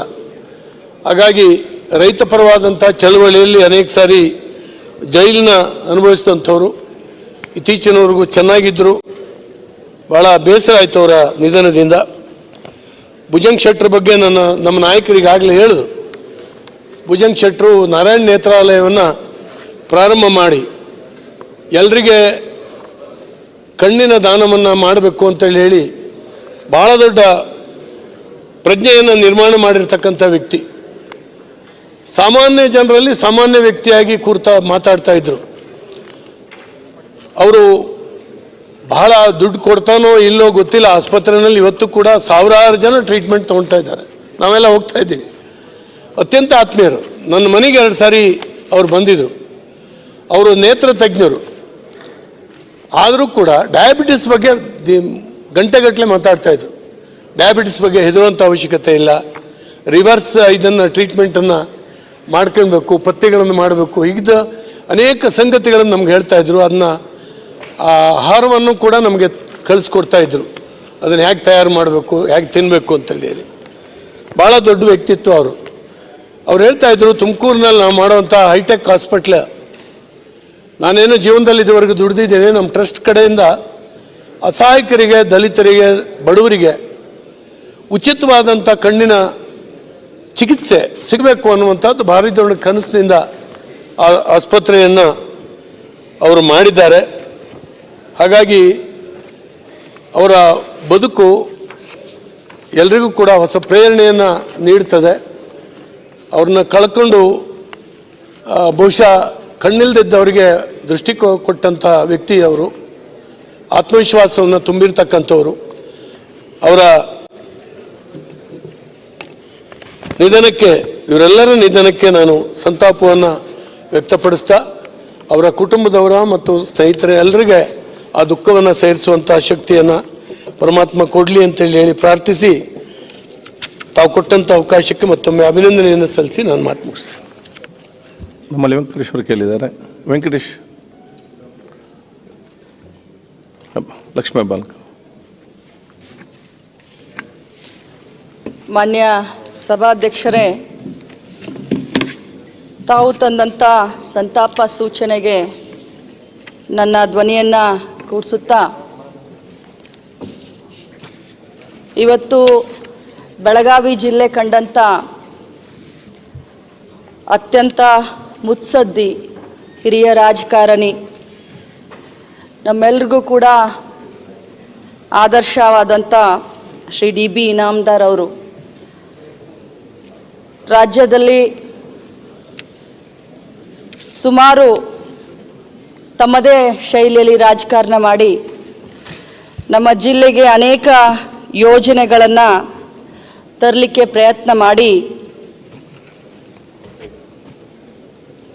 ರಾಜಕಾರಣವನ್ನು ಕಳಂಕರಹಿತ ಮತ್ತು ಸಾಮಾಜಿಕ ಕಳಕಳಿಯನ್ನು ಹೊಂದಿ ಯಾವ ರೀತಿ ರಾಜಕಾರಣ ಮಾಡೋದನ್ನು ನಮ್ಮೆಲ್ರಿಗೂ ತೋರಿಸಿ ಹೋಗಿದ್ದಾರೆ. ಇವತ್ತು ಅವರು ಅನಾರೋಗ್ಯದ ಕಾರಣ ನಮ್ಮನ್ನೆಲ್ಲರನ್ನೂ ಬಿಟ್ಟು ಅಗಲಿದ್ದಾರೆ. ಸುಮಾರು 6-7 ಬಾರಿ ಶಾಸಕರಾಗಿ ಯಾವತ್ತೂ ಕೂಡ ಯಾರಿಗೂ ಕೂಡ ಕಷ್ಟ ಕೊಡದೆ ಸಚಿವರಾಗಿ ವಿರೋಧ ಪಕ್ಷದಲ್ಲಿದ್ದರೂ ಕೂಡ ಅಧಿಕಾರದಲ್ಲಿದ್ದರೂ ಕೂಡ ಎಲ್ಲರನ್ನೂ ಜೊತೆಯಲ್ಲಿ ಕರ್ಕೊಂಡು ರಾಜಕಾರಣ ಮಾಡಿದಂಥ ಒಬ್ಬ ನಾಯಕರು. ಮಲಪ್ರಭಾ ಶುಗರ್ ಫ್ಯಾಕ್ಟ್ರಿ ಮುಚ್ಚುವಂಥ ಸಂದರ್ಭದಲ್ಲಿ ಅದನ್ನು ಪುನಶ್ಚೇತನಗೊಳಿಸಿ ಆ ಭಾಗದ ರೈತರಿಗೆ ಅನುಕೂಲ ಆಗಲಿಕ್ಕೆ ಬಹಳಷ್ಟು ಶ್ರಮಿಸಿದಂಥವ್ರು. ನಮ್ಮ ಭಾಗದ ಜನ DB ಇನಾಮದಾರ್ ಅವ್ರಿಗೆ ದನಿ ಅಂತ ಕರೀತಾ ಇದ್ರು. ಬಹಳಷ್ಟು ಜನಪ್ರಿಯವಾಗಿ ಅವ್ರಿಗೆ ಯಾರು ನಾವು ಅವರ ಹೆಸರಿಂದ ಅಥವಾ ಏನೋ ಬೇರೆ ಸಂಬೋಧನೆ ಮಾಡ್ತಾ ಇರಲಿಲ್ಲ. ಅವ್ರಿಗೆ ನಾವೆಲ್ಲರೂ ಕೂಡ ದನಿ ಅಂತಾನೆ ನಾವು ಕರಿತಾ ಇದ್ವಿ. ಅದೇ ರೀತಿ ಕಿತ್ತೂರು ಚೆನ್ನಮ್ಮ ಸೈನಿಕ ಶಾಲೆಯ ಅಧ್ಯಕ್ಷರಾಗಿ ನಮ್ಮ ಭಾಗದಲ್ಲಿ ಬಹಳಷ್ಟು ಪ್ರಸಿದ್ಧಿಯನ್ನು ಹೊಂದಿದಂಥ ಕಿತ್ತೂರು ಚೆನ್ನಮ್ಮ ಸೈನಿಕ್ ಸ್ಕೂಲ್, ಆ ಒಂದು ಸ್ಕೂಲನ್ನು ಮುಂದೆ ತರಲಿಕ್ಕೆ ಭಾಳಷ್ಟು ಶ್ರಮಿಸಿದರು. ಇವತ್ತು ಅವ್ರನ್ನ ಕಳ್ಕೊಂಡು ಬೆಳಗಾವಿ ಜಿಲ್ಲೆಯ ರಾಜಕಾರಣ ಬಡವಾಗಿದೆ ಅಂತ ಹೇಳಲಿಕ್ಕೆ ಬಯಸ್ತೇನೆ. ಅಂಥ ರಾಜಕಾರಣಿಗಳು ಇರಬೇಕು. ಆ ಭಗವಂತ ಅವರ ಆತ್ಮಕ್ಕೆ ಚಿರಶಾಂತಿಯನ್ನು ಕೊಡಲಿ ಅಂತ ಕೇಳ್ತಾ, ಅವರ ಅನುಯಾಯಿಗಳಿಗೆ ಮತ್ತು ಅವರ ಕುಟುಂಬ ವರ್ಗದ ಎಲ್ಲರಿಗೂ ಕೂಡ ಈ ದುಃಖವನ್ನು ಭರಿಸುವಂಥ ಶಕ್ತಿ ಆ ಭಗವಂತ ನೀಡಲಿ ಅಂತ ಕೇಳಿಕೊಂಡು ಸಮಯಾವಕಾಶ ಕೊಟ್ಟಿದ್ದಕ್ಕಾಗಿ ತಮಗೆ ವಂದಿಸ್ತೀನಿ. ನಮಸ್ಕಾರ. ಬೇರೆ ಮಾತಾಡ್ತಾರೆ sir? Venkata, okay. Deputy sir BR Patil ಮಾತಾಡ್ತಾರೆ. BR ಪಾಟೀಲ್. ಓಕೆ. ಸನ್ಮಾನ್ಯ ಅಧ್ಯಕ್ಷರೇ, ಇವತ್ತು ತಾವು ತಂದಂಥ ಈ ಒಂದು ಸಂತಾಪ ಸೂಚನೆಯನ್ನೇ ನಾನು ಅನುಮೋದಿಸಿ, ಇವತ್ತೇನು ತಾವು ಶ್ರೀ ಅಂಜನಮೂರ್ತಿ, ಧ್ರುವನಾರಾಯಣ, DB ಇನಾಮದಾರ್, ವೆಂಕಟೇಶ ಸ್ವಾಮಿ, ಉಮಾಕಾಂತ್ ಬೋರ್ಕರ್, ಧರ್ಮಪ್ಪ ಹಾಗೂ ಡಾಕ್ಟರ್ ಭುಜಂಗ್ ಶೆಟ್ಟಿಯವ್ರ ಬಗ್ಗೆ ಈಗಾಗಲೇ ತಮ್ಮ ಸಂತಾಪವನ್ನು ಸೂಚಿಸಿ ಮಾತಾಡಿದ್ದಾರೆ. ಮಾನ್ಯ ಅಧ್ಯಕ್ಷರೇ, DB ಇನಾಮದಾರ್ ಮತ್ತು ನಾವು ಒಟ್ಟಿಗೆ 83ರಲ್ಲಿ ವಿಧಾನಸಭೆಗೆ ಬಂದಂಥವ್ರು. ಡಿ.ಬಿ. ಇನಾಮದಾರರು ಅವರು ಎಷ್ಟು ಸ್ನೇಹಜೀವಿಯಾಗಿದ್ದರು ಅಂದರೆ, ಇವತ್ತು ಯಾವ ಪಕ್ಷ ಭೇದ ಭಾವ ಮಾಡ್ದೇನೆ ಅವರು ಮಂತ್ರಿಗಳಾಗಿದ್ದಾಗ ಎಲ್ಲ ಶಾಸಕರನ್ನು ಗೌರವಿಸಿ ಅವರು ತಂದಂಥ ಕೆಲಸಕ್ಕೆ ತಾವು ಬೆಂಬಲವನ್ನು ಕೊಡ್ತಾಯಿದ್ರು. ಸನ್ಮಾನ್ಯ ಡಿ.ಬಿ. ಇನಾಮದಾರರು ನಿನ್ನೆಗೆ ಅವರು 75 ವರ್ಷ. ನಾನು ನಿನ್ನೆ ಅವರ ಸ್ವಂತ ಗ್ರಾಮವಾದಂಥ ನೆಗಿನಾಳಕ್ಕೆ ಹೋಗಿದ್ದೆ. ಅವರ ಕುಟುಂಬದ ಸದಸ್ಯರನ್ನು ಭೇಟಿ ಮಾಡಿ ಸಂತಾಪವನ್ನು ಹೇಳಿ ನಾನು ಬಂದೆ. ಕಾರಣ 83ರಲ್ಲಿ ನಾವು ಒಟ್ಟಿಗೆ ಬಂದಾಗ ನಮ್ಮ ಸ್ನೇಹ ಬೆಳೆದು 85ರಲ್ಲಿ ನಾನು ಸೋತಾಗ ಅವರು ನನಗೆ ಒಂದು ಮಾತು ಹೇಳಿದರು, ಬ್ರದರ್, ನೀನು ಸೋತಿದ್ದಿ, ನೀನು ಎಲ್ಲಿ ಹೋಗ್ತಕ್ಕದ್ದಲ್ಲ, ಇಡೀ ನಿನ್ನ 5 ವರ್ಷ ನನ್ನ ಮನೆಯಲ್ಲಿ ಇರಬೇಕನ್ನುವಂಥ ಮಾತನ್ನು ಹೇಳಿದರು. ಅದೇ ಪ್ರಕಾರ ಪ್ರತಿ ಸಲ ಬೆಂಗಳೂರಿಗೆ ಬಂದಾಗ 5 ವರ್ಷ ಕಾಲ ಅವ್ರ ಮನೆಯಲ್ಲೇ ಇದ್ದು ಅವರ ಕುಟುಂಬದ ಸದಸ್ಯನಂತೆ ನಾನು ಇವತ್ತು ಆಗಿದ್ದೆ. ಅಂಥ ದೂರದೃಷ್ಟಿ ಉಳ್ಳುವಂಥ ಡಿ.ಬಿ. ಇನಾಮದಾರರು ಭಾಳ ಸೂಕ್ಷ್ಮಜೀವಿಯಾಗಿದ್ದರು ಮತ್ತು ಅಧ್ಯಯನಶೀಲರಾಗಿದ್ದರು. ಹಾಗಾಗಿ ಡಿ.ಬಿ. ಇನಾಮದಾರರನ್ನು ಕಳ್ಕೊಂಡು ಇವತ್ತು ನಾವೆಲ್ಲ ಒಂದು ಅನಾಥರಾಗಿದ್ದೇವೆ. ಅವರನ್ನು ಯಾವತ್ತೂ ಕೂಡ ನಾವು ನೆನೆಸ್ಬೇಕಾಗ್ತದೆ. ಧ್ರುವನಾರಾಯಣವರು ಬಹುಶಃ ಇತಿಹಾಸದಲ್ಲಿ ಧ್ರುವನಾರಾಯಣವರನ್ನು ಯಾರೂ ಕೂಡ ಮರಲಿಕ್ಕೆ ಸಾಧ್ಯ ಇಲ್ಲ. ಯಾಕಂದರೆ ಒಂದೇ ಒಂದು ಮತದ ಅಂತರದಲ್ಲಿ ವಿಧಾನಸಭೆಗೆ ಆಯ್ಕೆಯಾದಂಥ ಆ ಘಟನೆಯನ್ನು ನೋಡಿದರೆ ಪ್ರಜಾಪ್ರಭುತ್ವದ ಮಹತ್ವತೆಯನ್ನು ಧ್ರುವನಾರಾಯಣವರು ಚುನಾವಣೆ ಅಲ್ಲಿ ಎತ್ತಿ ತೋರಿಸ್ತಾಯಿತ್ತು. ಭಾಳ ಹಸನ್ಮುಖಿಯವರು. ಭಾಳ ಚಿಕ್ಕ ವಯಸ್ಸಿನಲ್ಲೇ ವಿಧಾನಸಭೆಗೆ ಬಂದರು ಮತ್ತು 2 ಸಲ ಪಾರ್ಲಿಮೆಂಟಿಗೆ ಹೋದರು. ಅವರು ನಮ್ಮ ಪಕ್ಷದ ಕಾರ್ಯಾಧ್ಯಕ್ಷರು ಕೂಡ ಆಗಿದ್ದರು. ಎಲ್ಲರ ಜೊತೆಗೆ ಪ್ರೀತಿ, ಸ್ನೇಹ, ವಿಶ್ವಾಸದಿಂದ ನಡ್ಕೊಳ್ತಾ ಇದ್ದರು. ಆದರೆ ಇನ್ನು 16 ವರ್ಷ ಅವರು ಬಾಳಬೇಕಾಗಿತ್ತು. ಆ ಚಿಕ್ಕ ವಯಸ್ಸಿನಲ್ಲಿ ಅವರು ಹೋಗಬಾರ್ದಾಗಿತ್ತು. ದುಃಖದ ವಿಷಯ ಅಂದರೆ ಅವರ ಶ್ರೀಮತಿಯವರು ಕೂಡ ಅಗಲಿದರು. ಆ ಒಂದು ಅವ್ರ ಕುಟುಂಬಕ್ಕೆ ನಾವು ಖಂಡಿತವಾಗಿ ಸಾಂತ್ವನವನ್ನು ಹೇಳಬೇಕಾಗ್ತದೆ ಮತ್ತು ಅವ್ರ ಮಕ್ಕಳಿಗೆ ಯಾವತ್ತೂ ಕೂಡ ನಾವು ಎಲ್ಲ ಥರದ ಸಹಾಯ ಸಹಕಾರ ಮಾಡಬೇಕಾಗ್ತದೆ.